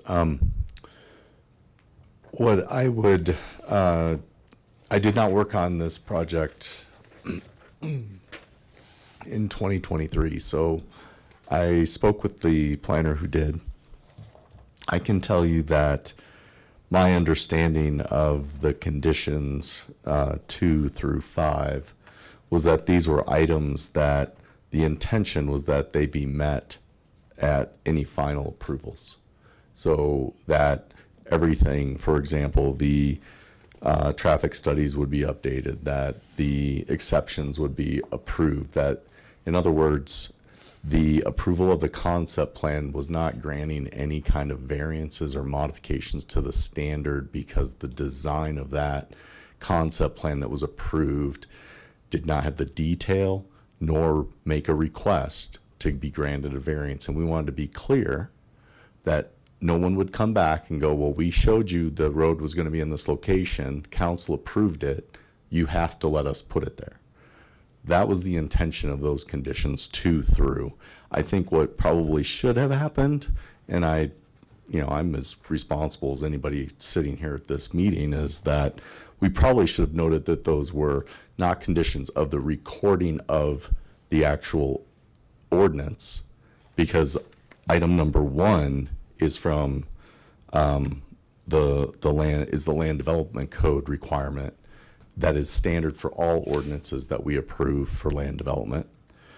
But items 2 through 5 should have been listed as conditions of approval that needed to be met prior to final, or either prior to or at the time of final plat. So which backs me up to Mr. Terrell's opinion of the lead-in to this section 2, which says all of these need to occur within 12 months of approval of this ordinance. How does that figure in? Good evening, again, Chair Height, members of the commission. The application before you tonight is the preliminary plat application and the 4 conditions of administrative modifications. So I'm going to answer your question by not answering your question, and instead refer back to the application and the decisions before you tonight. So the commission's decision is not whether or not, there's a violation of the concept plan amendment ordinance. The only time the concept plan amendment ordinance really comes into effect is whether or not the preliminary plat application you're looking at complies with it. Looking at the conditions, the updated traffic analysis, there was an updated traffic analysis done. It's in your packet. Submission of a design request extension for access spacing that did not conform to the standards. We weren't talking about that at concept plan amendment time. That's what we're talking at now. Massing and character study, which should be submitted as representative of the quality. Again, we're not at that point yet. And then the dwelling units is limited to 63. I didn't do the math in the preliminary plat because I'm really bad at math, but I assume there's fewer than 63 units. There are only 61, but the issue came up for me, and why I'm raising this issue is when I was looking at the traffic plan and then looking at the 4 administrative exemptions. They seem to fit into 2 and 3. And when I look at 2 and 3, they seem to have a 1-year time limitation on them from 2023. And I'm looking at the traffic plan may squeeze in there because it was in August of 2024 and this was approved in October of 23. But these design exceptions, to the extent that these administrative modifications are design exceptions regarding access spacing, which they don't really seem to be, but they are design exceptions. They didn't come until November of 2025, I think. So they would be untimely if I'm reading this right. Your opinion is Doesn't matter. not to make an opinion. Okay. Doesn't matter, just because going back to the first thing I said before I went through the items was that the application before the commission denies preliminary plat application and the 4 requested modifications. Okay. Lawyers from the University of Michigan can differ on their opinions. The next issue I have is to bring Mr. Young back and maybe Josh Sherman to talk about whether or not a gravel road is workable, and then whomever else might have an opinion on whether or not, or how this suggested modification from 9 feet to 14.5 feet for the buffer zone could apply based upon Mr. Young's conditions that he suggested. Josh, you want to talk about the road first, if you're the right guy to talk about the road? Have you seen this proposal before? No. I think it was just put together this afternoon. Correct. Good evening, Commissioner Height and members of the commission. Josh Sherman, Engineering Administrator with Public Works.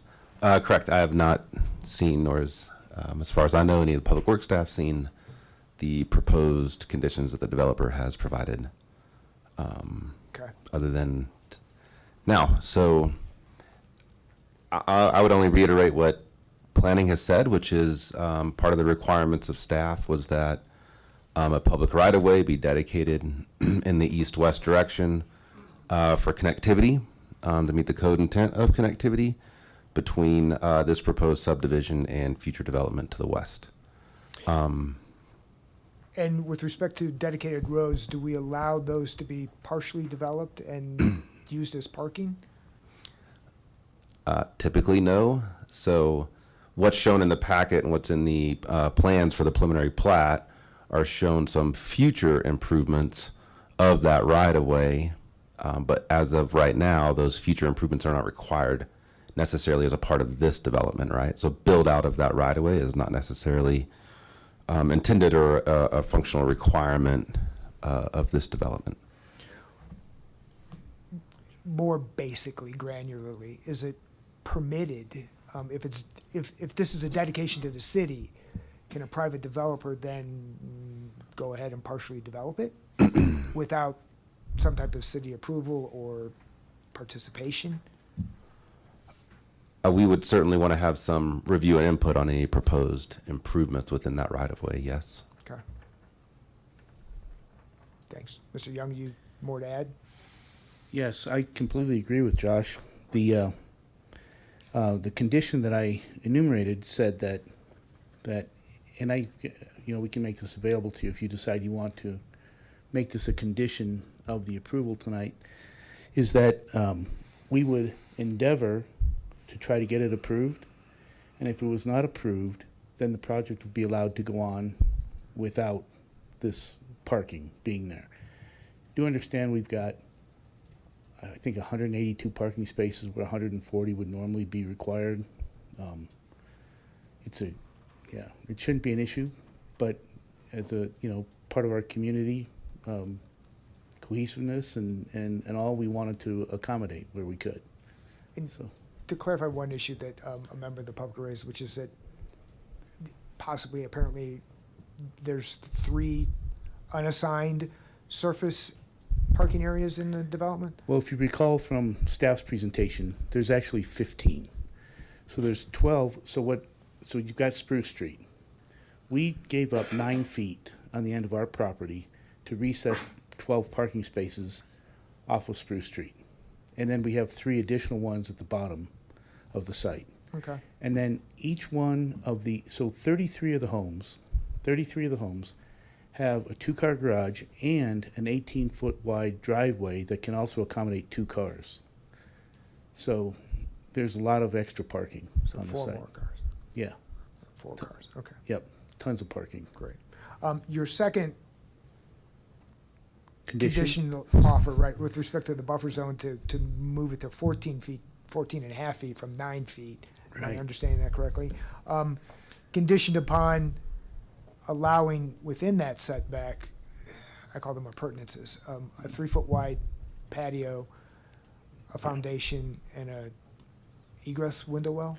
Yeah, so essentially what I'm saying is, so the face of the house, where the house is 2 stories, would be set back, 14 and a half feet, and an additional 10 foot, which is the required front yard setback. So the face of the house would be set back 24 and a half feet from the property line of the park. What would be allowed to extend into the front yard setback would be a front porch, unenclosed, 3 foot deep, a foundation under the front porch that would support the front porch that I could also incorporate into my basement living space there, and any steps up to the front porch. And then if we needed them, we could have some egress window wells that would, be in front there to support the basement. Okay. Don, is there a position on what the city allows in setbacks, front yard setbacks? Does that violate the setback by 3 feet? Just as an example, we have exceptions in the land development code speaking to a number of these items, but as an example, our window wells are typically found either in the side yard or in the backyard, not in the front, as an example. So our encroachment for a window well allows it to go into a required front yard or yard 3 feet. So this sitting here today not knowing exactly what it is, I think we could accommodate, or if the commission were to specifically grant those, I don't think they're outside of the exceptions that we currently have outlined in code. Another example is the front let me find it here. Front porches and stoops may encroach up to 8 feet into a required front yard, provided such porch or stoop is not enclosed and is not closer than 5 feet from any property line. So as long as it's not 5 feet from the property line, we could accommodate it under this existing exception. But if it was less than 5, then the commission would need to agree to that change. But sitting here today, I don't know that I see anything that concerns me with the request. So it seems like a generous offer to go from 9 feet or 51% to 14 feet, almost to 25%. Seems generous. Those are my initial questions. I open it up to the rest of the council to raise their questions. If I might add something, I don't know if it's Sure. appropriate or not, but the reason why we don't have 100 people in here tonight is because we worked with the community, and, you know, that 14.5 foot might seem generous, but it was part of the deal. Well, I appreciate that, and Yeah. I think you probably are correct. You've done a lot of work to ameliorate, to satisfy a lot of people's concerns. Great. With that, Vice Chair Poland. Thank you. Just to confirm, so along Spruce Avenue, and because some of the concerns was traffic along Spruce and the fact that currently there's parking on both sides of the street, that actually seems like it's going to get better by this plan because there is a 9-foot coming in, so there's still going to be parking on both sides of the street. It's just on the south side, it's going to be 9 feet further to the south, correct? Correct. So to me, that seems like that's actually going to help some of the traffic concerns in that area. I'll leave it up for other people to discuss the going from the 9 to the 14.5 feet, but I like the idea. I'm still noodling around in my head.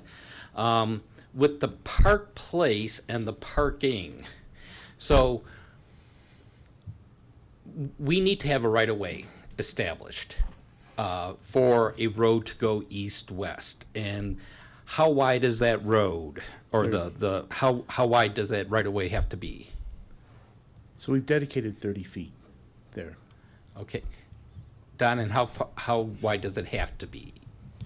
Under our standard, and I'll let Josh or Rachel speak to this, is that you can propose the appropriate width of the right-of-way to accommodate what is expected need for the right-of-way. And I'll let Josh correct everything that I've said that's inaccurate. And me too. I would only add that Don is correct in terms of minimum right-of-way width and what's trying to be accommodated in that right-of-way. In terms of travel lane, the minimum width is 20 feet, and that's Okay. really driven by emergency services. Okay, so they've kind of put an extra buffer of 10 feet or so into the plan, and that was before considering they wanted to do the parking. I'm sorry, what area are you Park asking? Place, the width of Park Place. It's a little connector street. Yeah. So, again, it's with the proposed there's a proposed cross-section, future cross-section for that street. It's 26 feet, I believe. Okay. Flow line to flow line. So 20 feet, I said, was the minimum. 26 feet is required by fire when you need access to 3 stories because they got a bigger engine. But, and then to make up the rest of the 33, there's an attached sidewalk for multimodal connectivity. Okay. So I guess my question is, I hesitate, and I know that the public seems to be in approval of looking at this, but I hesitate saying let's put in parking knowing that at some point down the road, that's going to become a road. Can you park on a 26-foot wide? No, 26 foot wide is not wide enough to park on. So I would agree that if the question is, if you make it parking now, are you going to be able to get rid of parking in the future if that's not the intended use in the future? Exactly. I would also add, and I think Commissioner Height, Chairman Height may have asked this earlier, and I don't know that I answered it fully, but we would typically try to refrain from constructing a dead-end street. Right, so making improvements within right-of-way that create a dead end without some form of a that's where they were turnaround. talking about doing a turnaround on the back end. Understood. Yeah. I'm still kind of caught on, do I really want to start parking knowing that's, I don't know how long in the future, but at some point in the future, there's plans for that to become a road or to be used as a road, and then what happens with the parking? Given the fact that there already seems to be enough parking, while it seems like it's a good idea, it may be too much mental gymnastics to try to get this working and what's going to happen in the long term with it. I hate to do something now that will somehow cause issues in the future. But overall, I like this. I like the preliminary plat. It follows what we laid out for the concept plan. Some of the modifications that they're asking for, I don't have a problem with. A couple narrower lots, I think, has been brought out by a couple of people in the public. We need to do some things sometimes to not encourage, but to have smaller houses that will be more affordable. So I have no problems with some of the reduced widths and lengths of some of the lots. And as I said, I'm still noodling around with what to do with the city park and those 6 lots next to it. And I'd like to hear from some of the other commissioners.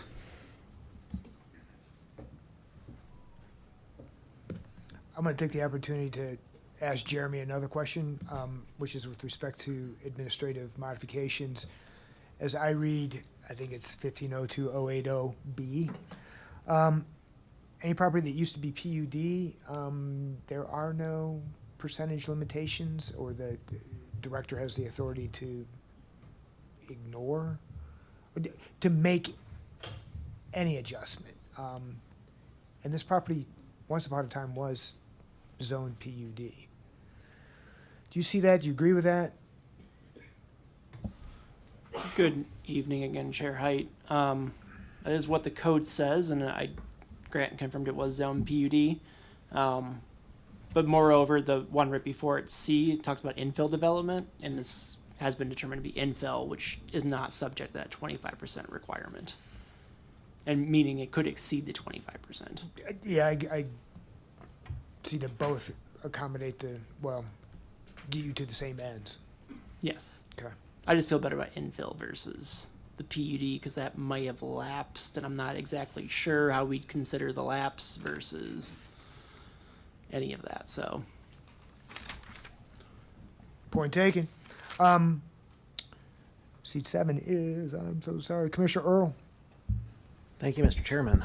And thank you, everyone, for the comments and the applicant for everything. I want to address a couple of the comments I heard from the community and just make sure I'm understanding correctly. And so specifically, we're looking at the front and side yard setbacks that were raised up here. And it's the image that you had in the communication and Don that you had in the PowerPoint where you had the kind of the red lines that showed where those setbacks were. I'm just a little bit, I want to see if you guys can walk through that a little bit more, given the fact that we have outlot setback, kind of what's the practical setback? Because we had at least some concern about this being a canyon and very narrow. And I'm having trouble reconciling it in my head, given the property lines and where the setbacks are a little bit, if that makes sense.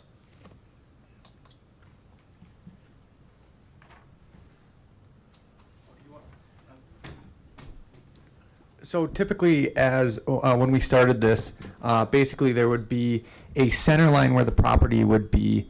You can see outlined in red is where that outlot is. But since that then became an outlot, the give was, the ask was to still measure from the center line.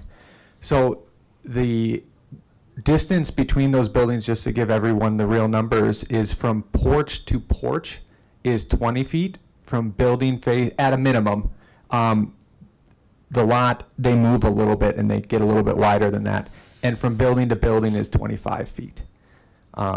So right now we have, I think that outlot is 6 foot wide, Jason. And then we have a setback. Yep, it might be, because 5 foot and then 1 foot on each side. And then a setback, and then it adds up to building 25 foot. And so the 20 feet porch to porch, 25 feet building to building, that's what the code requires if that was not an outlot, if that was basically in the condo scenario. And I'm probably not saying Yes, in the technically condo correct. scenario, and I would make the argument, even in this scenario, it could not be an outlot, and it could still be taken care of, managed in the normal way. Okay. So the setback really is kind of the technicality of the outlot rather than trying to make the buildings closer together. Yes, correct. Okay. And so still 20 feet is, I mean, it's not a lot, but it is what the code allows. We're not No, we're deviating not from the breaking code or here. anything like that. We're just doing so in a way because of the outlot. Yes. Okay. The park setbacks. Yes. At 14 and a half feet. I guess Mark, you said something in this last comment, and I'm trying to get the numbers in my brain here. Because you were talking about 9 feet, a setback, and then maybe, how far is the front of the building from that fence line in the current preliminary plat that we see before us with the 9 feet requested? It's 19 feet. So 10 plus 9. Yep. 10 plus And 9. what you've basically requested is, or what you've agreed to accept is 10 plus 14 and a half. That's correct. With the porch and a few of the exceptions we talked through. Right, and we Okay. just split the baby, because the difference was 11 feet. So we went 5.5 on top of the 9. That's how we came up with the 14.5. And if I remember right from, I don't remember if it was you or the architect that showed, the plan basically had fence, which is where we're measuring this. Yes. Tree line, Yep. sidewalk, property line. Correct. And so we're saying that fence, tree, sidewalk up to the property line is 14 and a half now. Correct. So the property lines all get smaller. Correct. The property Okay. shrink. And the outlot then, effectively the HOA's future outlot gets bigger. It gets bigger. That's right. Thank you. The other one, and I'm right with the vice chair on the park place, I'm concerned and confused about the parking. I understand the desire to have more parking. I get the commercial vehicle concern that's been raised by the community a lot. I'm very confused how that proposal actually works. And partly the timing here of you improving it when the right-of-way gets dedicated to the city, what it becomes, just the technicality of that, I guess, under the proposal. Let me explain for just a moment. So, this was not my idea. I met with the community, and this was their idea. I thought it was a good idea, and I'd like to do it if I can. And that's the commitment I made to them. And so I'll try really hard to get you guys to agree to do it. I mean, let me just point out that even if it's just temporary, if there's a burden, now I don't believe that there's going to be a parking burden. I don't believe it at all. And I told the community that. I think we've over-parked the site. But I also think that, it calms everybody's nerves, except for mine, and gets, puts everybody in the right spirit. And the reason why we don't have 100 people in the room tonight is because of the concessions I was willing to make. But even the community recognized that this might not be allowed. I mean, that's why in the condition it said, I'd make my best efforts to get this done, and if it can't be approved, then it goes away. I'd sure like you to try to figure it out and see if we can't figure it out, and I'm committed to paying for it if we can figure it out. I guess and I appreciate that, and I appreciate the compromise with the community. I'm struggling with logistics of that more than I am whether it's a good idea or not. Because I like the idea. I'm a little reluctant to it being a condition on the development, frankly, as opposed to something I think you should do, which is a little bit of a different standard. Sure, and I'd like to remind you that the reason why we had to compromise at all on the park buffer was because we have these hard lines to the north, the south, and the west. And so when we had to put that road in, we took up park space, and the park department had originally agreed that they would contribute land to the road. And it turned out they couldn't because of our annexation agreement. They couldn't contribute land. So that's the only reason why we're asking for the modification to the buffer. and this was thrown at us at the 11th hour, this road. I was not happy about it. Plus, I lost 2 units. I think just on parking more broadly, so beyond the road. Mhm. You've talked about, I think it was 180 spaces. Yep, 182. 182. Those are primarily in the garages, inside the units, correct? No. There are 121, I think, 121 in the garages. There are, I believe, 66 or 63. You got it? Yep. Okay, give them the numbers. Real numbers, 110 in the garages, 57 in the driveway spaces, 3 down on the south, 12 on the spruce. And so the 57, I think you just said, driveway 57 spaces. in the driveway. So those are, basically resident guest of that unit, but it's Yes. owned by that unit. It is not a public That's correct. space. So keep okay. in mind what the purpose of these parking spaces are for, right? They're for tradesmen, deliveries, things like that. So when you've got, so those 33 units that have the long driveways, they have their parking for their tradesmen and stuff built in. So there's really only 28 units that don't have access to guest parking, right?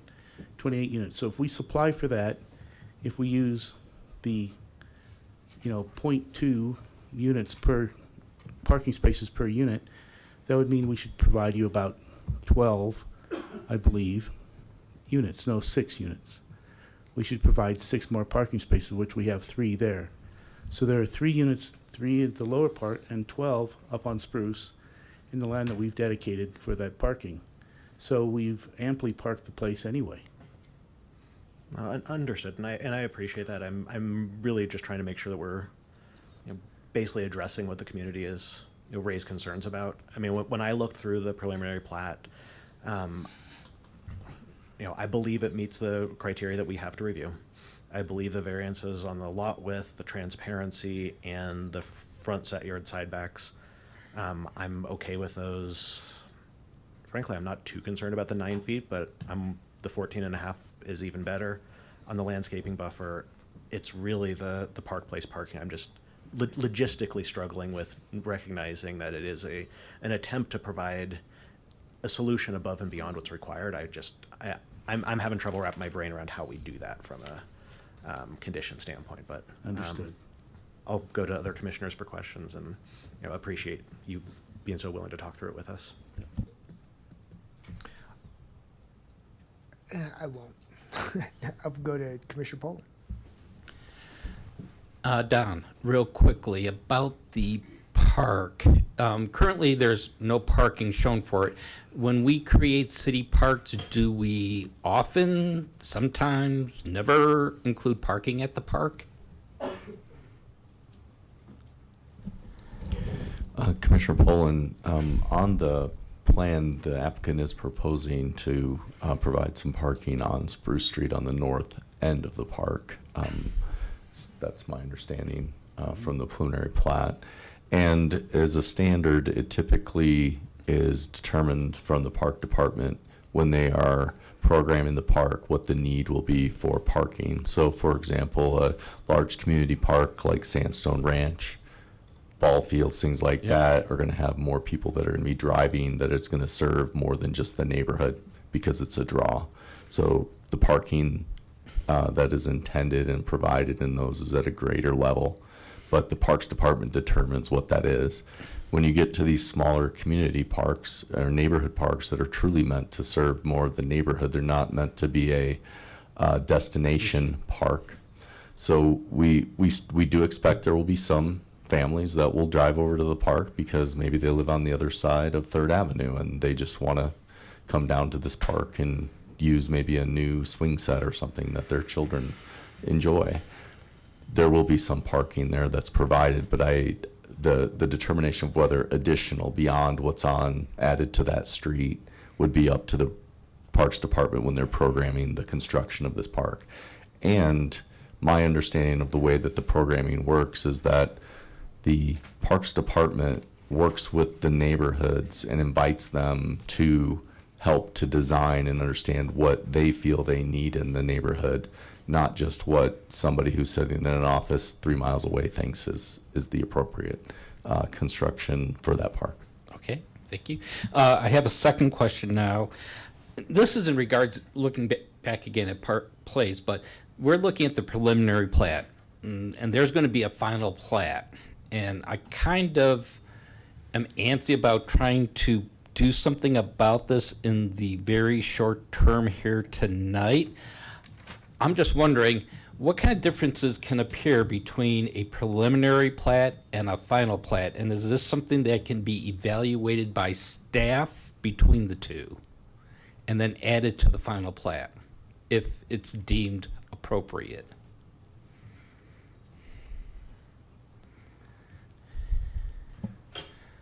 So Commissioner Poland, are you, I was pulling up the plat again when you're talking, the first part, was it regarding the parking on Park Place? Or was it another issue? Yeah, the parking. It's the parking on it, and I hate to try to shoehorn a solution to that tonight, but given that this is the preliminary plat, is this something that can be evaluated and then included in the final plat? So I think if the commission were to make it a condition, but leave the final determination up to staff, I think that could be an appropriate way, with the understanding that the applicant, if he disagrees, could appeal it back to the planning commission from staff for the final plat, and you could evaluate the request based on the information that was presented. Okay, thank you. That's all I have for now. I'm sorry, Commissioner Jordan. Thank you, Chair. I wanted to thank you, Mark, and staff, and the community. It sounds like there's been a lot of collaboration and compromises, so that's great to see. I appreciate that, and I appreciate everyone coming up and providing feedback on this. I had a couple questions before I jump into some thoughts, because my mind's not made up entirely yet. First was for you, Don, on Spruce. Do we have sidewalks on both sides of the street, I assume? Because one of the community members said that it was difficult to get up and down on the street, and they're concerned. They noted people walking in it sounded like the middle of the road as opposed to the sidewalks, and they were concerned with the additional traffic, what that would cause in terms of safety. I assume we have sidewalks, but I don't know. I'm looking at the Google map because I unfortunately did not get out there today. I apologize again, filling in here. Looking at Google Maps, it does not appear that there are any sidewalks on this property or many of the properties on the south side of Spruce Avenue. And it looks like there are some on the north side, and then there's some areas blocked by trees that I can't tell for sure. So the neighbors, if I've got it wrong, and Mark could probably correct me, but I believe there are none on the south side between Grant and Francis Street. You have that right, and we are extending the sidewalk from Grant to the end of our property. Okay, thank you, Mark.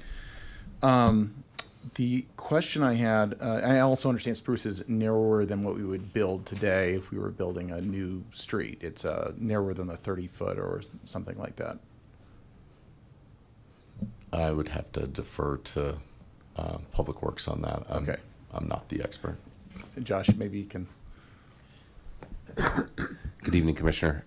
This actually came up during the concept plan amendment. So Spruce Avenue is, I believe, 28 and a half feet flow line to flow line. Okay. So that standard cross-section would allow for travel lane in each direction and parking on one side of the street. Gotcha. So that street's width does meet a typical section. And while you're up here, I guess the question I have is on narrower streets, and I'm not sure if this is the general consensus of staff or not. It'd be great to toss this question to Phil if he were here, but is narrower streets a way we can do traffic calming? Certainly narrowing street sections is a way to achieve traffic calming, yes. So I did look at the traffic engineer, or the traffic impact study. It looked like there was another 45 new weekday AM and 51 new weekday PM peak hour trips that we were expecting, and it looked like, based on the assessment, that we think Spruce can handle it, but I assume we wouldn't be this wouldn't be cars necessarily racing up and down if the spruce is narrow as it is. Correct. The traffic study, I don't know that it did a speed study, but Gotcha. the traffic study did evaluate, and what you referenced in terms of the additional estimated traffic volume sounds like what I recall. So the other thing, and this is also on transport, because this is a denser development than what's around it, what do we have in terms of like bus stops and bike path access? I couldn't find that on the traffic study. I don't know that I can speak to bus stops, so I'll defer on that. I can speak a little bit to multimodal access as it relates to trails. So obviously St. Vrain Creek and the St. Vrain Greenway are immediately south. There is some connectivity to that from Isaac Walton Pond. And there's some connectivity, I believe, proposed, and I'll let Mark jump in here where I get a little bit off, from this development down to First Avenue, and then as well as from Spruce over to Grant, which is the sidewalk connection that the applicant was referring to, that they're going to extend from their frontage east to Grant Avenue to provide for that additional sidewalk connectivity, which then Grant would have the multimodal access further south. So we'll see some additional continuity in the forms of at least bike and pedestrian traffic. Yes. Okay. All right.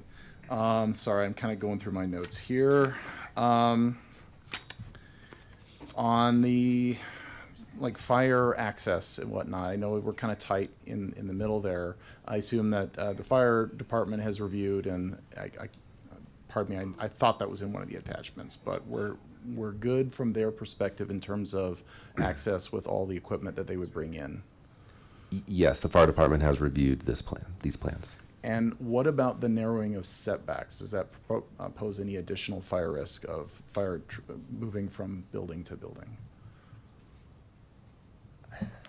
I'll take this one, even though. Sorry. I'll play fire chief for a minute. What I would say is that my understanding is that because of the building code, these units will be sprinkled. Okay. They will have to meet when we adopt this year the 2024 building codes. They will meet the newest standards. There's always a risk to our community in the event of any kind of major wildfire or natural disaster, and whether or not these are hardened homes or not, a natural disaster could take out the best constructed project. But from the standpoint of the review from the fire department, they have looked at it for both their access and their ability to set up their units to be able to fight a fire in this area if there was one, and they have found that it meets the minimum requirements that the code sets for them to have access and be able to provide service in the neighborhood. Okay. Well, I appreciate you all fielding those questions. Let me just throw out my thoughts, and then I'll kick it back to my fellow commissioners here. I guess firstly, with regards to the modifications, I think that the lot width I don't have any issues with. I think we do need some variance in size of units to cover a variety of different affordability situations. As far as the setbacks, if the fire department has reviewed, we don't feel like we have an issue either getting equipment in there, and we'll have sprinklers in the units. I'm not too concerned about those setbacks because it looked like they wouldn't negatively detract from the appearance or anything like that from the, let's just call it the neighborhood facing aspects of the development. It looked like it was more a kind of a clever compromise to meet a lot of different competing needs. So I appreciate that. As far as the transparency, I'll echo fellow commissioners. I think, garage is opaque, it's fine. The park buffer, I think that what the community has said should be heard. It sounds like that, Mark, you're willing to work with that. I think the 14 and 6 inches, if we can find a way to work that in, I think we should. That's my opinion there. And then lastly, I noticed that I will say this is not going to impact my opinion, but looking through this would be the criteria evaluation point 3 when we talk about it's compatible with surrounding properties. I noticed that of all the public comment, this didn't come up. So again, this is just me saying something real fast and then I'll move on. The appearance of what's been shown does not seem timeless in a sense that we'll look back in 100 years and think it fits in. And I understand that we're approving the plat and modifications, and I'm hoping that in between now and any future development, we can maybe work on some of those materials so that they blend in a little bit better. But that's my 2 cents and will not impact my vote tonight. And that's all I had. Thank you. Mr. Ahmad, Commissioner Ahmad. Okay. I just wanted to, because there's been some discussion on Park Place, put my 2 cents in on the Park Place issue. And something I noticed looking at the cross section of the right of way, we are at, it's currently specified at 26 flow line to flow line, 26 feet with a 5-foot sidewalk. And I believe it was established already that 28 or 29 feet would provide one-way parking, right? That might be a question for someone with expertise in. Yeah, 26.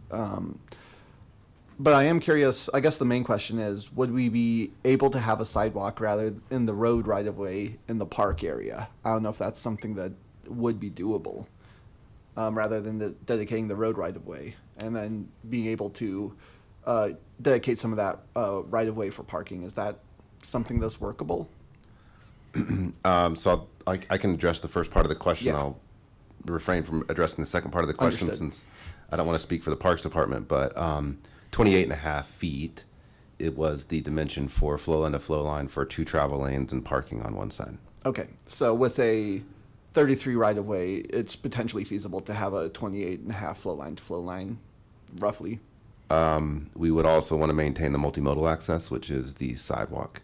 Okay. That is also shown within that 33 feet. That, I guess, so there wouldn't be a precedent for moving that multimodal access to the park area? Or? Just off the top of my head, one of the challenges that you may run into is that the park does not abut the adjacent right-of-way, so there's another lot that would, you couldn't fit that entire cross-section through. Okay. If I'm describing that very well. I, I'm not going to draw. Here. We can go to the other. There was a. You draw. So what I believe Josh is describing is that if you push the sidewalk onto the city property here, the adjacent property, this lot, yes, the sidewalk would have to either come down or it would also have to go on to this other lot, which is already narrow. Understood. Okay. Yeah. Thank you. Did I? Yes. Okay. Yes. Thank you. Okay, that makes sense. I That play that interpreter. I thought you literally meant draw. I'm not sure. I just wanted to say that once we dedicate the land to the parks, they can do whatever they want with it. Yeah. But I can't eat in to the park space anymore. Right? Makes sense. I was just trying to think if there was a way to include the parking, since I know parking was a point of contention here. And then I guess also just to clarify for me, I know that traffic generated by the site was a concern. It does seem from the traffic report that it notes that it was consistent with background conditions. I don't know, would it be too much to ask to define level of service B? I have my traffic guy here if you want. Yes, I would defer the traffic question to their engineer, if that's okay. Good evening, Commissioners. Brian Horan is the traffic engineer on this project and the co-housing project. I've been involved with the site for a very long time. Could you repeat the question? I'm just wondering, in the traffic report, because a complaint was brought up from the community about the traffic and how this potentially could impact it. Just to be sure that the report states level of service B, I'd just like to understand what that actually means for the traffic in the site? Level of service B? Yeah. So we, as traffic engineers, look at basically an A through F scale. So typical with schools, A being the best, F being the worst. And different jurisdictions will assign a level of service limit. So a lot of jurisdictions designed a level of service D or maybe E before we start offering mitigations, turn lane signals, things of that nature. So level of service B is exceptionally good. And the report states that this development, so the original traffic study was done, depending on what you say original, but for this was at 70 units. So our findings are at a higher development level than what is being proposed now. So now we're down to 61 units. So everything that was in the original report still maintains. This development represents even less traffic impact than the original report. So it'll be B or better. Maybe it's A. So that's, hopefully that answers that question. That makes sense, and makes sense that no mitigations would be required then. Thank you very much. Yep. Do you have more? I think that was all I had. Thank you. Is it Brian? It is. Can you come back for a quick second? Sorry. It's your updated traffic report? Correct. Because you've been around for forever on this project. Correct, yes. And the report that I'm looking at, August of '24, I believe, updated something from earlier, where you went from 70 units to 63 units. Now we're at less 61. impact. Now we're at 61, even lesser of a lesser impact. My question was, in one of those concept plans, there were three loops, if you will. Now there's only two loops, and the lower loop is, I want to say, an alley standard. I might be saying that wrong. Built to be an alley. My question is, the reconfiguration of the road and whether or not it's an alley, does that impact your analysis at all? Or is it just number of units? I would say number of units has the biggest impact. Right, what we're trying to determine is what off-site requirements would need to happen, turn lane signals, that kind of thing. I think the on-site layout may affect how we redistribute to the access points to the public network, but in terms of how it flows within the site, I've worked with the design team to just make sure that we're not causing any conflicts. Staff does that as well. So a long answer for the units is the biggest impact. The number of units is the biggest impact to the roadway. On-site is a little more for distributions. That didn't have a significant impact to our findings. Okay. Then this description of the northern loop is a street, but the southern loop is, I'm going to misquote it because I don't have it on top of my head, built to street standards but treated as an alleyway. Do you know what that means? Were you part of that decision, that design protocol? I may be able to Mr. Sherman, you field were. this question. Go ahead. Yeah. Sure. So the discussion is around when lots are created, they need to have access to right of way. And is what really drove that decision, as I recall, when the applicant was talking about, are these private drives within this type of development, or do they need to be public right of way? As Don described earlier, with public right of way, we can look at what does that minimum right of way section need to be to accommodate the minimum improvements. So in this case, the minimum improvement to the lower loop within the right of way are just the traveled way, so curb and gutter to curb and gutter.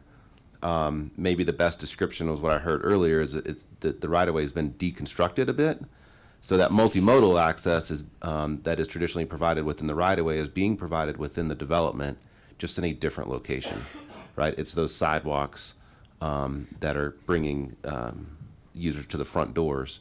Those aren't necessarily within the right-of-way, but they're within the development. Got it.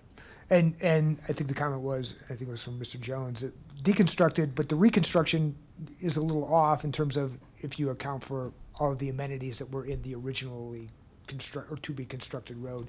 Now deconstructed, reconstructed, you have less tree roads or tree lawns, you have less sidewalk. More granularly to me,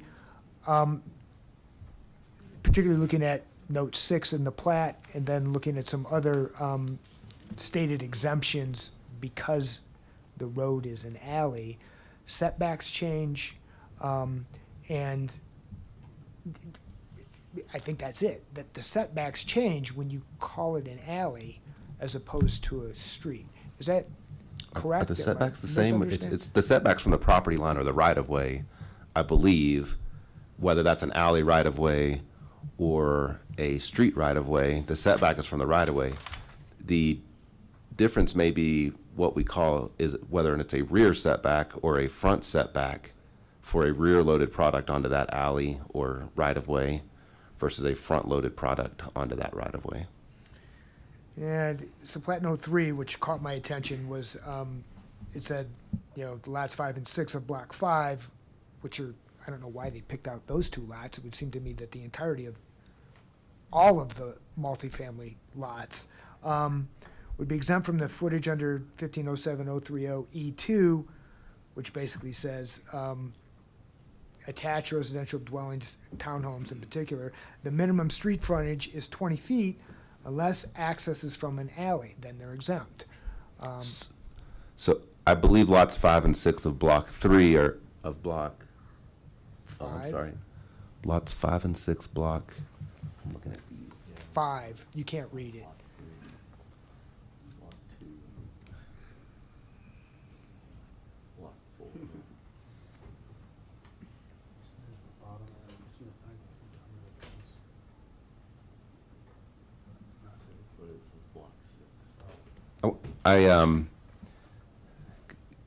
Chairman Hyde, I wonder if the lot and block numbering got reconfigured at somewhere along the way.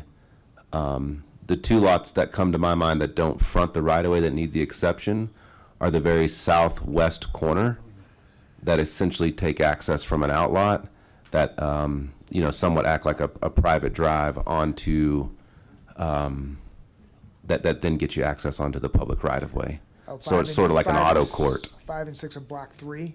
Yes. Huh, okay. So the area.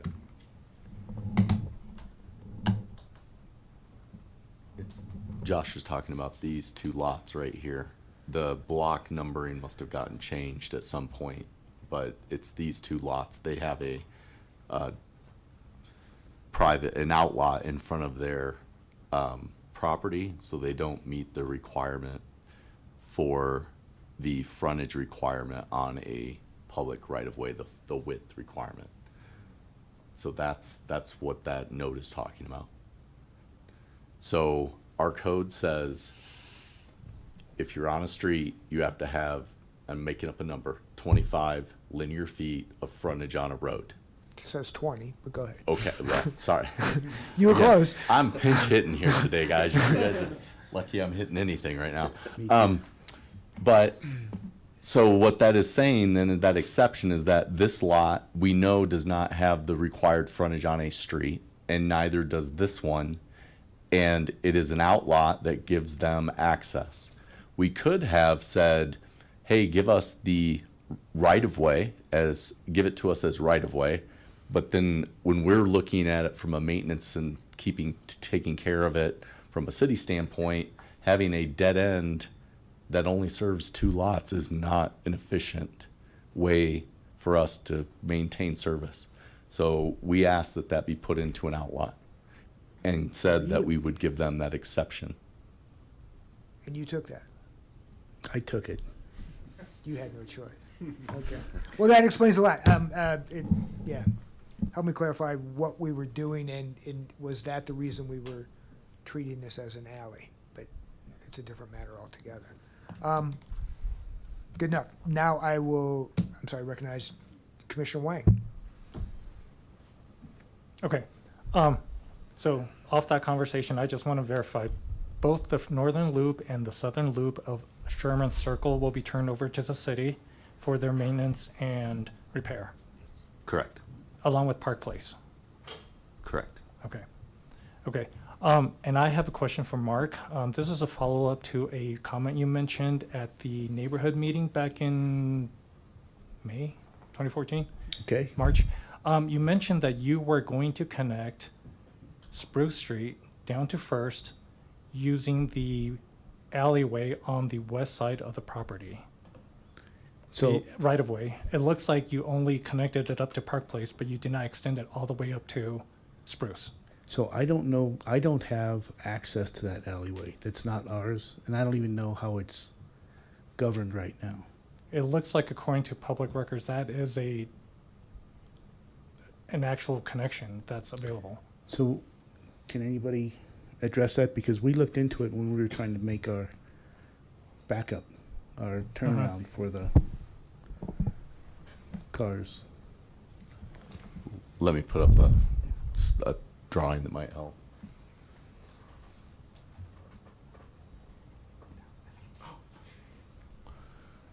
All right. So when we were doing the annexation for the 150 Francis Street, the adjacent property over here, we identified and worked with the county to determine that the city actually annexed in, and we technically have control over the right-of-way that exists for an alley that is shown that goes all the way from Spruce all the way down, actually further than there at the corner of this property, actually continues further south.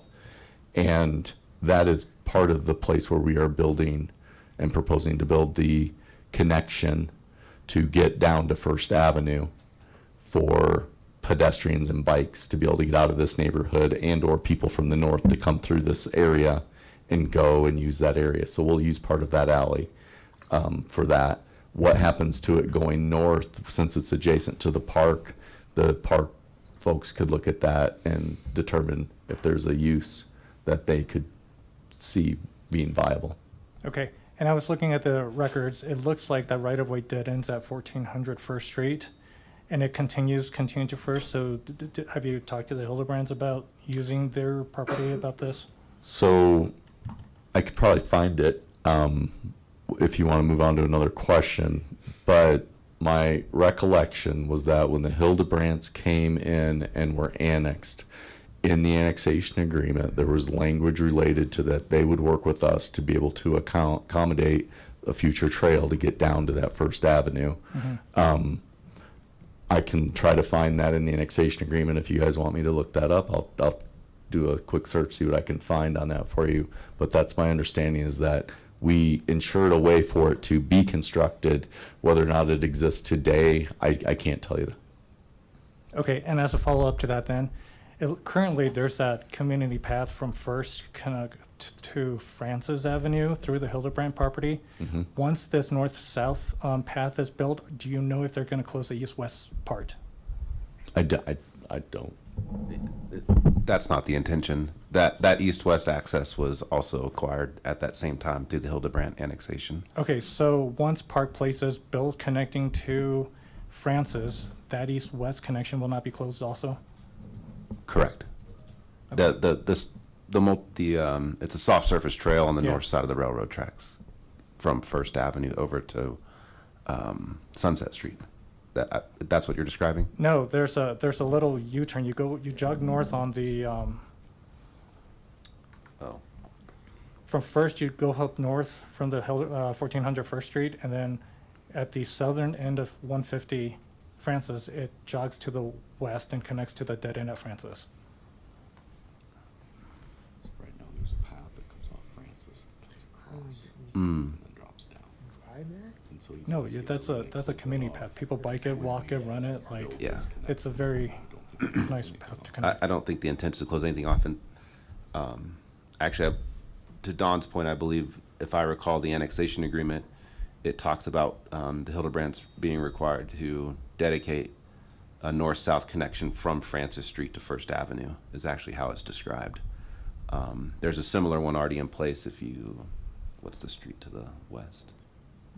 Just scroll out just a little bit. Oh, sorry. No, you're okay. Thanks for driving. From Vivian Street south to that east-west access I was describing before. Okay, yeah, I noticed that there is another one connection there too, but there's one that connects from First through the Hildebrand property to Francis, and that will not be closed. I honestly think that's a social trail right now, Yeah, and that the that's what easement it may is. not be in place. Okay, and that the so intent you're- would be to get the easement in place. So then you're saying that the connection north-south is in place, but the connection to Francis will not be there? So go back to your map. Here's another question, because I was going to say, if people are going to be, if that section is closed and Park Place hasn't been extended to Francis yet, people are going to be biking through this neighborhood, through the Sherman Street, right? Through the Bond Farm neighborhood. And if they're going to do that, they're going to be going through the alleyways, or the southern loop of the alleyway to access it. The proposed southern right-of-way. Yeah. I think that's acceptable. Okay. Thanks. Anyone else? Commissioner Lang? Ooh. I said your name. There you are. Thank you. Mr. Young, I was just looking at the block of houses to the east of the proposed park, and what's it, 6 looks like. I still don't quite understand the landscape buffer. By code, it's supposed to be 20 feet, right? And then, Yes. what was the thing? Go over that again. The compromise you made where you kind of split the difference. Yeah, so initially, so we're all on the same playing field, the park was sized perfectly and had a 20-foot buffer. Then after Van Wagner annexed, we had to make this connection, this Park Place Street. The Parks Department agreed to provide half the land for Park Place, and then it turned out they couldn't provide the land for Park Place because the annexation agreement says the park dedication will be 0.85 acres. So I had to put the whole 30-foot right-of-way on my side, which impinged our park and our drainage. So the compromise that we worked with staff was to narrow the buffer to 9 feet, which put enough land back in the park to be at that 0.85. In fact, we're a little over. It's like 0.856 or 865 or something like that. That was our dedication. And so the community thought that, we've heard from some people in the community who say that the houses should be closer to the park and so they're better engaged. But the predominant voice that I heard in the community said they wanted to see the buffer larger. They wanted 20 feet. I said, I can't do it. It kills these 6 units. And they said, well, let's compromise. And so we split the baby. And we agreed to a 5.5-foot increase in the buffer size. But I said I'd only do that in exchange for me being able to build unenclosed porches in the front yard setback. Okay. Could I just say one other thing about this? Because the original plan, because Park Place wasn't there, was longer, so it was a skinnier park. Then once Park Place got put there, the park did get wider, which could also be seen as a benefit. Okay. And then on that block 2, you probably run this scenario, but it looks like lots 2, 3, 4, and 5 are proposed to have pretty much identical sized lots and houses, and then 1 and 6, a little larger lot and a little larger house on each of those. Does that sound correct? I'm going to defer to my architect. Okay. Alex. Thanks. They're all the same size, and back when we did the concept plan, they used to be 3 stories, but now they're 2 stories. Okay. And the reason why those lots are bigger is the turning radius needed for fire apparatus and road widths and all that. And I lost 2 units. Okay. To the turning radius in the Park Place. So if you tried to make that park just a little bit fatter even and shortened your 73.5-foot property lines in that block, how would that impact you pretty severely in terms of? If we want to make the park shorter? Wider. Oh, yeah. See, so the orientation of the homes right now, if you make it any wider, it's got to crunch into the house, right? So it's got to take away developable square footage.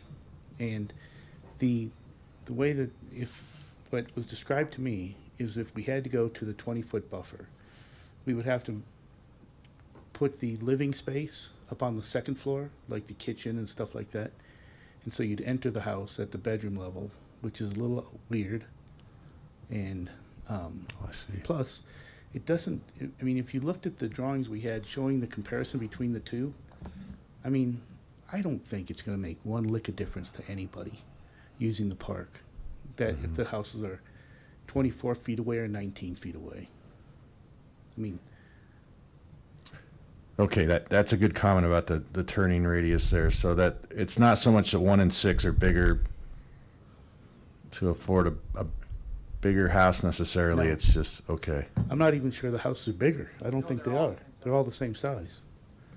When I look at attachment 3, and I look over at that table, lot area table, you got. Oh, the lot. lot's Okay, bigger. that's just talking about lot sizes. Yeah, that's just lot sizes. So have you guys proposed house sizes yet, or are you just kind of? Well, we've designed houses, and you've seen pictures of them. Yeah, I know. We have a matrix that's there, but I don't think that's, I mean, one of the things that slowed our project down was our first submittal for our preliminary plat. I was told that I'd submitted too much information. And we had a list of 85 things we had to supply, which we supplied. And then we were promptly told that was too much. So we had to dumb it down, and so we've done it. And we've met the submittal responsibilities for a preliminary plat, which I don't think includes, house sizes and stuff like that.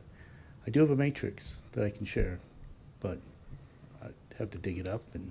But I mean, the main word here we're looking at is preliminary. So we're just basically trying to figure out lot lines and Right. number and that sort of thing. Whatever unit we design now has to fit within the constraints of the lot lines that we're establishing tonight.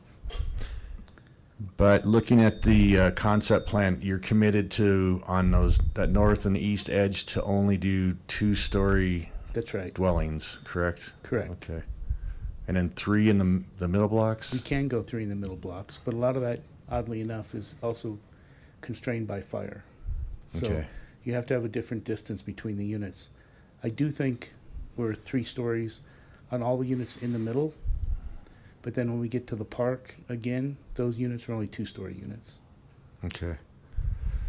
And then you had talked about the kind of the condo plan versus a townhouse plan. And so how does that look from an owner's perspective? If you're buying an attached dwelling, let's say on a, like a 5 or a 6 foot, or excuse me, unit, you're sharing walls with your neighbors, right? So, Yep.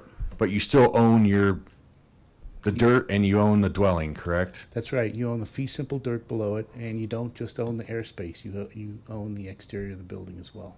Okay. So say these are built and people buy them and then 10, 20 years down the road, they turn around and sell them. There's no issue there with. No, we've built townhouse products all over the place. They're not Never had considered any an issues. MTU then multi-tenant unit. Okay. Now, some of them, if they have more than 6 units in the building, I think you have to build them to the code of an MTU, but they don't sell like that. Okay. Yeah. And condos, I think in Colorado in general they just don't develop them. It's too much of a liability issue, isn't it? And from a builder's perspective? I've done a ton of condo development. I actually like doing condo development. The laws are changing, but you have to buy special insurance, which oddly enough, you have to buy for townhouse projects too, because what they're protecting you against is collective bargaining by the homeowners. Anytime you have an HOA, you've got a collective bargaining entity that you can negotiate with. So what should be the cheapest product to build becomes grossly expensive when you have to put in fire sprinklers, buy special insurance, firewall protections between the units, stuff like that. Didn't someone mention overhead sprinklers though? Oh yeah, we've got sprinklers in our units. Okay. Okay. I think that's it. Thank you. Vice Chair Poland. Thank you. I'm looking at the modification for landscape buffer. If we do go with what is being talked about, going to 14 and a half feet, first of all, the first part of the sentence, giving the park an additional 11 feet of width, is that because they lost the Park Place? And that's the 11, that's what got it wider? Is that 11 feet what got it wider? It was narrower, then we lost Park Place. And that's what made it wider. And that, is that 11 feet mentioned in the landscape buffer at the beginning that added with it that you're giving to get it to the 0.85, 0.86 acres? So there's sufficient land, the way we have it drawn, at a 9-foot buffer for the park to have the 0.85 acres. Okay. And but we had to modify the buffer in order to accommodate that land. Right. To put enough land in there. Right. So my question is, all we have to do for this modification is change it from saying reducing the landscape buffer to 9.5, or reducing the landscape buffer to 9 feet is going to be reducing the landscape buffer to 14 and a half feet. Okay, 14 and a half feet, correct. That's right. And then, I don't know if this is a Jeremy or Don, do we have to put in there the provision that he can build the patio / porches on that? I want you to. So that you're covered.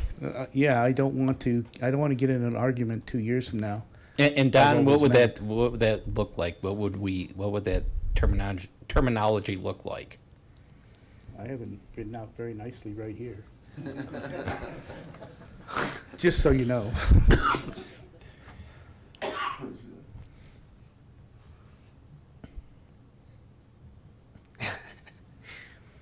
Well played. I aim to please.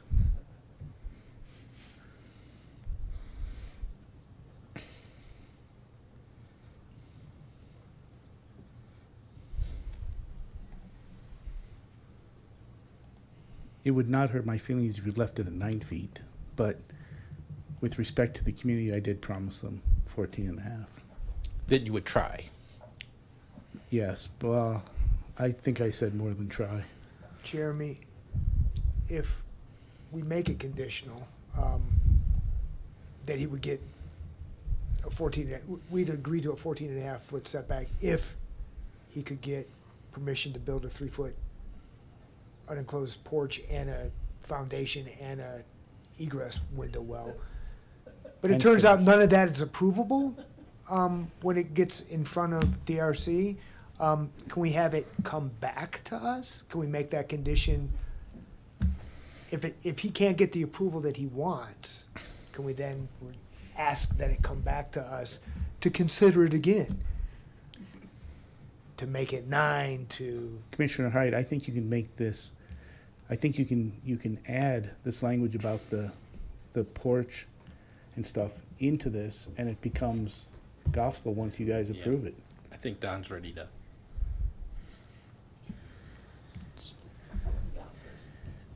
So Chairman Height, Commissioner Poland, I don't have any concerns with the condition as the applicant has written it for 2 reasons. One, the property line has a shared property line between the outlot that's going to be owned by the HOA and the private lot that'll be owned by the homeowner. And there, on the preliminary plat, there are no easements in this area. So with the condition, as I understand it, any improvements that are built with this house would be within 2 feet of the new location of this property line. So the property line, this west property line, would shift over and be approximately 5 feet from the home. This would allow a 3-foot encroachment, which would be done 2 feet from the property line, give or take. I don't see an issue with that. So if the commission is amenable to getting a larger buffer, I don't foresee that this would cause us a problem in the construction or any other rules that we have.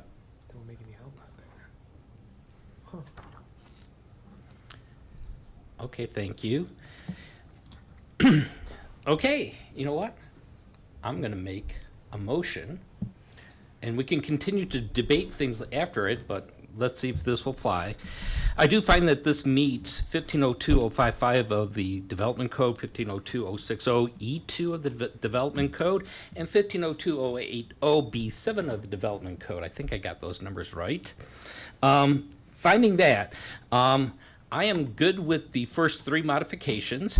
So what I would like to do is approve PZR 2025-14B with a modification to the fourth modification of the landscape buffer and reducing the landscape buffer to 14.5 feet in the form of a trade and allowing, well, I guess I would like to include the text as it is with Don. Which would say unenclosed front porches of no more than 3 feet, stairs to the entrance, egress window wells, and the foundation of the homes to be built along the park shall be allowed to encroach into the front yard setback. Okay. That is my motion.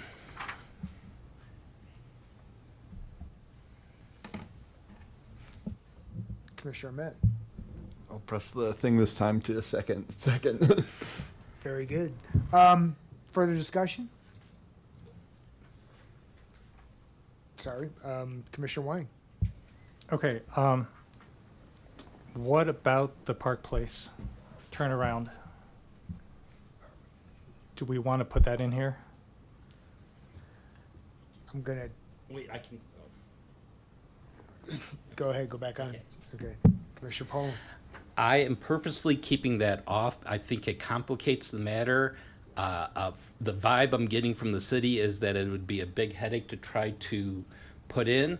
I feel good with the fact that we're making the change to the park landscape buffer side, and that the additional parking, while maybe nice, is too complicated to try to fit in at this time. So that's why I'm keeping it off. Okay. To me, it's a cleaner passing at this point. Okay. I have another question for Don then. In this 0.85 acres at the park, if Parks Department decide that they want to build a parking space, can they encroach into that 0.85 acres?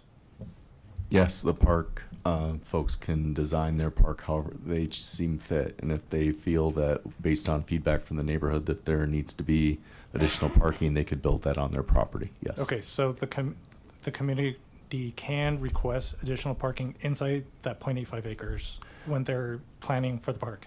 Correct. So my understanding of how the Parks and Open Space folks work is that when they get ready to start programming to put together an estimate to go into the capital improvement plan for the city, they will work with the community on trying to determine how that park is going to be programmed, what amenities are going to be provided.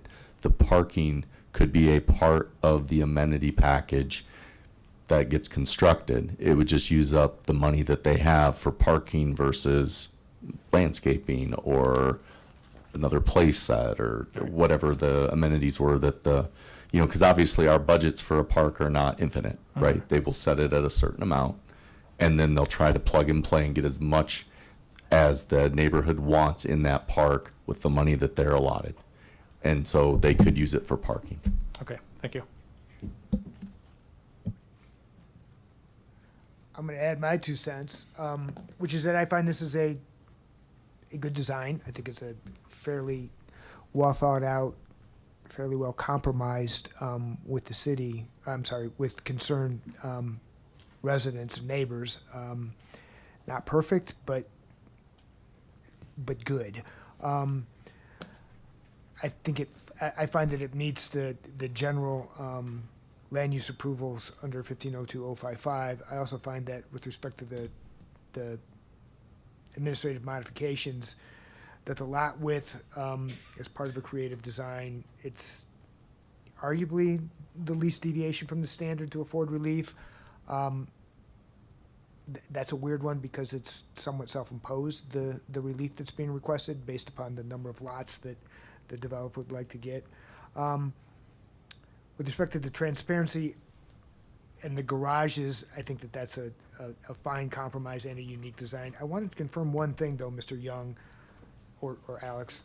With respect to the second floor, I thought I read or understood somewhere that you've increased the transparency, a little bit more glazing on the second floor. Alex, that's you, not me. Yes, well above code. On the second floor, Yes. in the back, facing these, on top of these garages. Yes. Thank you. The setback requirements and then the landscape buffer, further modification proposed by Mr. Young is appreciated. So that's where I sit. I will recognize Commissioner Earl. Thank you, Mr. Chairman. Thank you to the Vice Chair for the motion. I support that. I will vote for it. I'm still hung up on Park Place a little bit. I would really encourage you, Mr. Young, even though it's not a condition that's attached here, that you work with the city to see if there's a way to have that be used as parking and graded. I recognize we're not imposing that, or the motion that's on the table does not impose that condition. I still think you should work to do that if possible. I also would encourage both you and the city staff, when we're looking at Park Place in the future, and I recognize you can't commit to this tonight, nor am I asking you to, that at least in places, if you could move the pedestrian access into the park or into an area so that even if you can't have parking on the entire right-of-way, that there are areas that you can to help alleviate this concern in the permanent state too. And I know I'm just thinking this in my head. I am not an architect. I'm not an engineer. I don't know if it's possible, but I would really encourage you guys to look at that when you're doing that, when you get to that point down the road. So, thank you. Very good. Interesting. Vice Chair Poland. Okay, I would like to modify my motion. Instead of PZR 2025-14B, what I would like to propose is PZR 2025-14A with a change to section 3.4 and have it be the text that was included as the condition. So it'll be a 14.5-foot landscape buffer for lots 1 through 6 of Block 2, along with the stipulations of what he can put into that area. And Good enough. I think we, I need to, yeah. Yeah, I think I is need- there- So I need a resecond? yes, I need to get your approval. Commissioner Ahmed. Second, I approve. Jeremy, do I have to take the first one off, or is it off? Do you have to vote it Since it down? was Vice Chair's Poland's motion, he can amend it by himself, and it's been seconded. So it's been amended. Appreciate it. All right, further discussion. I'm sorry, Commissioner Lang. I do think it's been a well thought out plan. I like the compromises that have been made. However, I wasn't on this board when the concept plan was put together. I still don't believe it fits in with the neighborhood. I mean, I don't live too far from here, and it just doesn't. I don't know. I don't know what the perfect number is, but I feel like 61 is a lot, even with these, checking with these administrative exceptions or whatnot. So I think I'm in the minority, but I don't think I can support this motion. Fair enough. Others? All right, I'm going to call for a vote. Commissioner Lang? Nay. Commissioner Wang? Aye. Vice Chair Poland? Yes. Chair Height? Aye. Commissioner Armet? Aye. Commissioner Earl? Aye. Commissioner Jordan? Aye. Chair, that passes 6-1 with Commissioner Lang dissenting. Thank you guys. all Thank you very very much. I have to now read into the record that this meeting on December 10th, 2025, agenda item 7A, the 1313 Spruce or Bond Farm preliminary plat and administrative modification matter has been approved. It's now subject to appeal. This item now enters a 7-day appeal period. During this time period, any aggrieved party may appeal the commissioner's decision by submitting a written appeal letter stating why the Planning and Zoning Commission's decision should be amended or reversed by City Council. All appeals must be in writing, and they must be received by the city clerk's office and the planning office, it's 2 different offices, within this 7-day time period. The appeal period begins tomorrow, Thursday, December 11th at 8 a.m. It ends Wednesday, December 17th at 5 p.m. Thank you all very much. Appreciate the community coming out and support. Appreciate the work of the developer. Especially appreciate the work of staff. Thanks.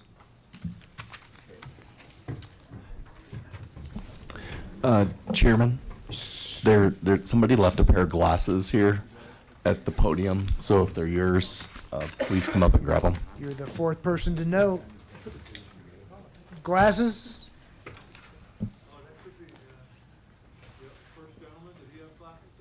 Could have been the first gentleman, yeah. Yeah, that would have been David Palmer.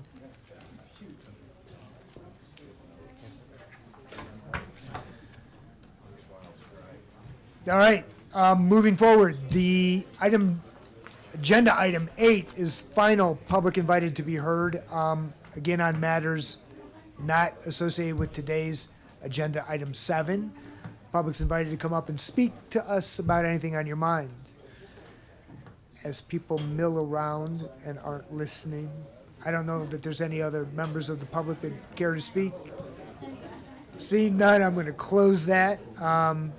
Item number 9, items from the commission. I actually have one to share. I don't know if anybody else has one. I'll defer first to Chair 7 is Commissioner Earl. Thank you, Mr. Chairman.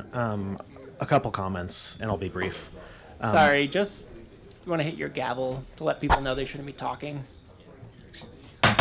Good, folks, if we could be quiet in the audience, it'd be helpful to us. We're continuing our meeting.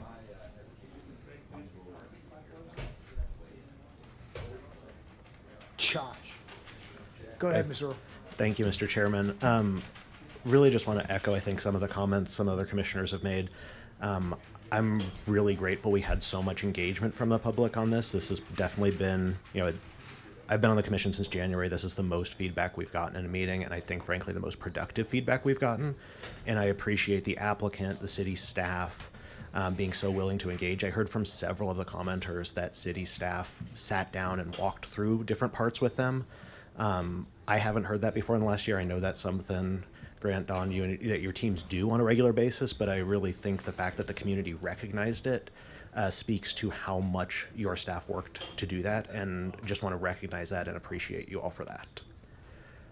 Other thing I want to bring up is the comments from Mr. Dalal that were earlier about efficiency, about just the length of time. And we know that that is not entirely our processes. It is some of it's the applicant, some of it's just the way this goes. I would certainly be interested in entertaining a discussion in the future about how we can, without really compromising the approvals, the ensuring it meets the code or anything else, how we can make some of that more efficient. And I recognize that's something staff is doing already. This is not a request that, you've never thought of this idea or that you've never done it.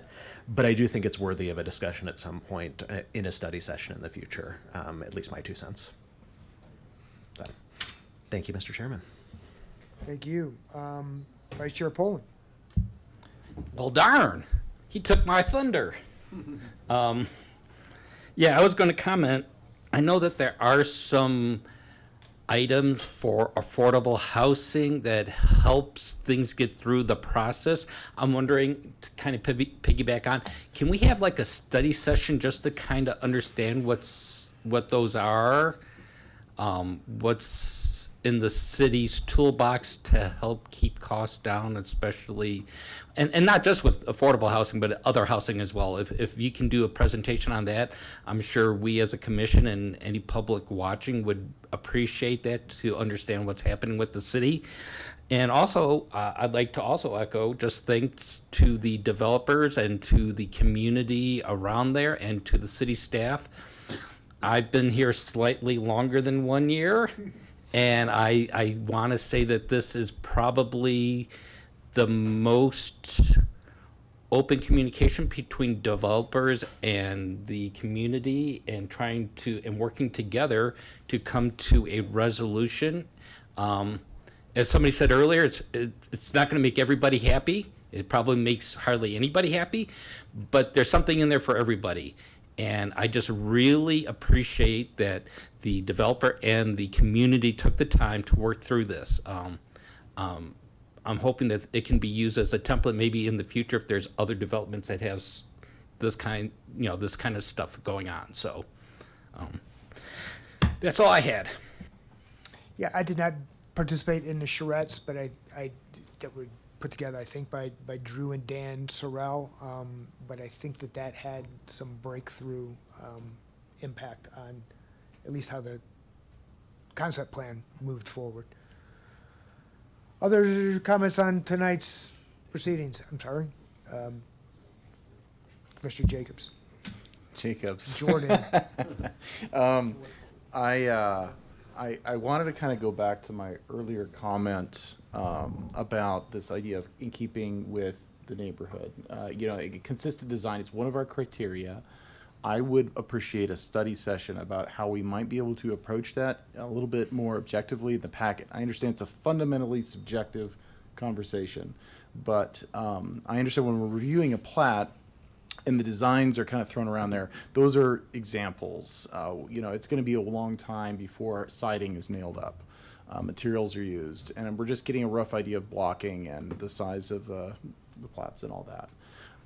And so I think that if there is any particularly controversial items that are coming through, and we need to make a call about whether or not something fits from a design perspective. And I understand that we looked at all the code today.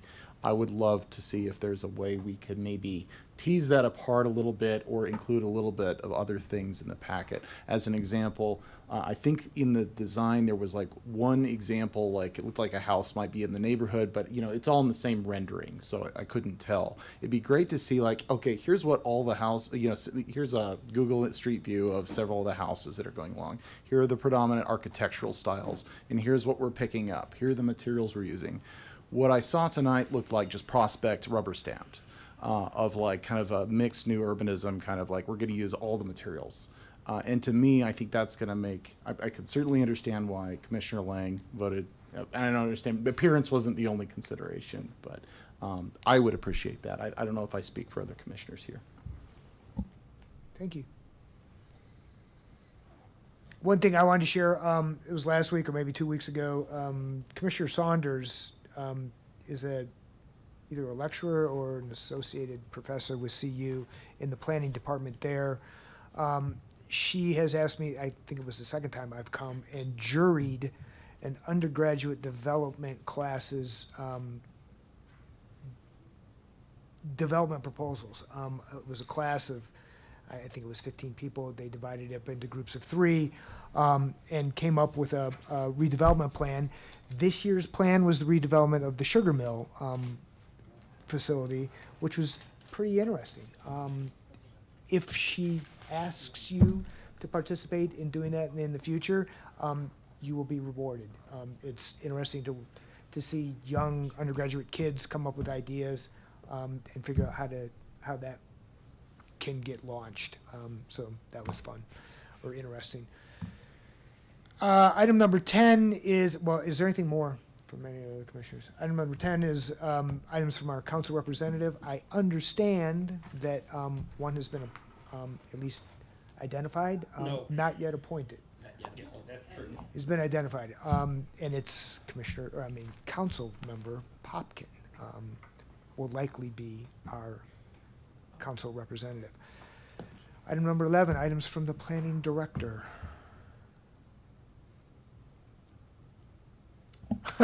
Sorry, little side conversation there. Just a couple things. One, I think everybody received the packet already for next week.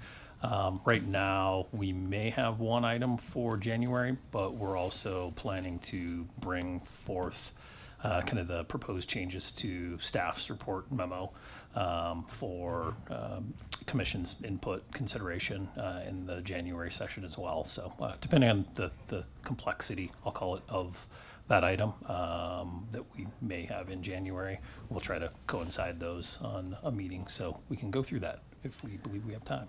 That's all on you because I will have been retired by then.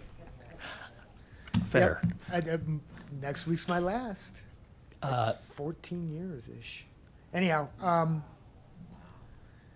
away I go. So the second item, just as not a response, but just some clarification. Staff is actually working on what we're terming a rapid response program overall. And so it may make sense once we actually have that a little bit further developed and get some additional input from city manager's office and city council to kind of walk through what that looks like. We could easily coincide that with housing discussion, how we handle expedited projects for that as well. So again, may not be next meeting, but hopefully maybe within the first quarter, again, depending on how that rapid response program shakes out. And then final thing, and I'll probably lean on Dawn here, I think I just closed it, but happy to kind of walk through just so the group as a whole has some background. I know the question came up about the annexation agreement and what was required. So Dawn, if you want to cover that, just so it's clear, obviously not contextually, this project already went through, but just for future knowledge. Thanks, Grant. So the question that was asked by Commissioner Wang was related to the two existing access points coming off of Francis and off. So I thank you. Sorry. Francis to First. And the annexation agreement language in the annexation, and I will get that. I jumped to a different one, but give me just a second here.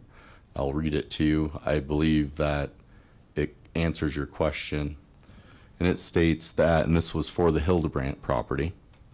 So it says that the owner, so the Hildebrandts or the property owner at the time, upon the city's request, shall dedicate pedestrian easements acceptable to the city and the owner for the design, construction, and maintenance of proposed secondary greenway pedestrian paths across the property, which would be the Hildebrandt property, connecting Vivian Street and Francis Street with the proposed secondary greenway pedestrian path along the entire southern boundary of the property from First Avenue to Sunset. So those existing paths that are created currently, if that is the alignment that the city chooses for construction purposes, we would negotiate to get those easements in those places.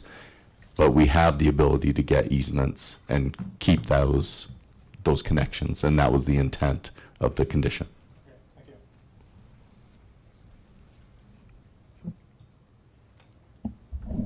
That was it. Okay. Thank you all. Move to adjourn. Wait, I have a question. Oh, sorry. Commissioner Wang. This is for Grant, I guess. Earlier this year, I guess Commissioner Earl mentioned about the possibility of looking into single-family attached and single-family zoning. Is there any updates on that, or is that still low on the priority list? I would say we're still looking into it. I think we are hoping first quarter of 2026 to get something scheduled to bring to the commission. Thank you. All right. Adjourned. Thank you all. We actually did pretty darn well. Been on the commission 14 years. We started an hour early.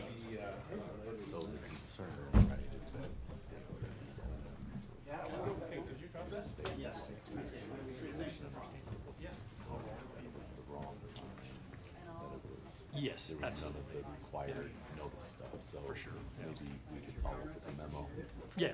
To them, just providing some background on that. Yeah, maybe an email from this gentleman clarified. Yeah, I think it'd be quick, just say, here's the sign that's posted, it didn't meet the following items, it wasn't just the color. But exactly.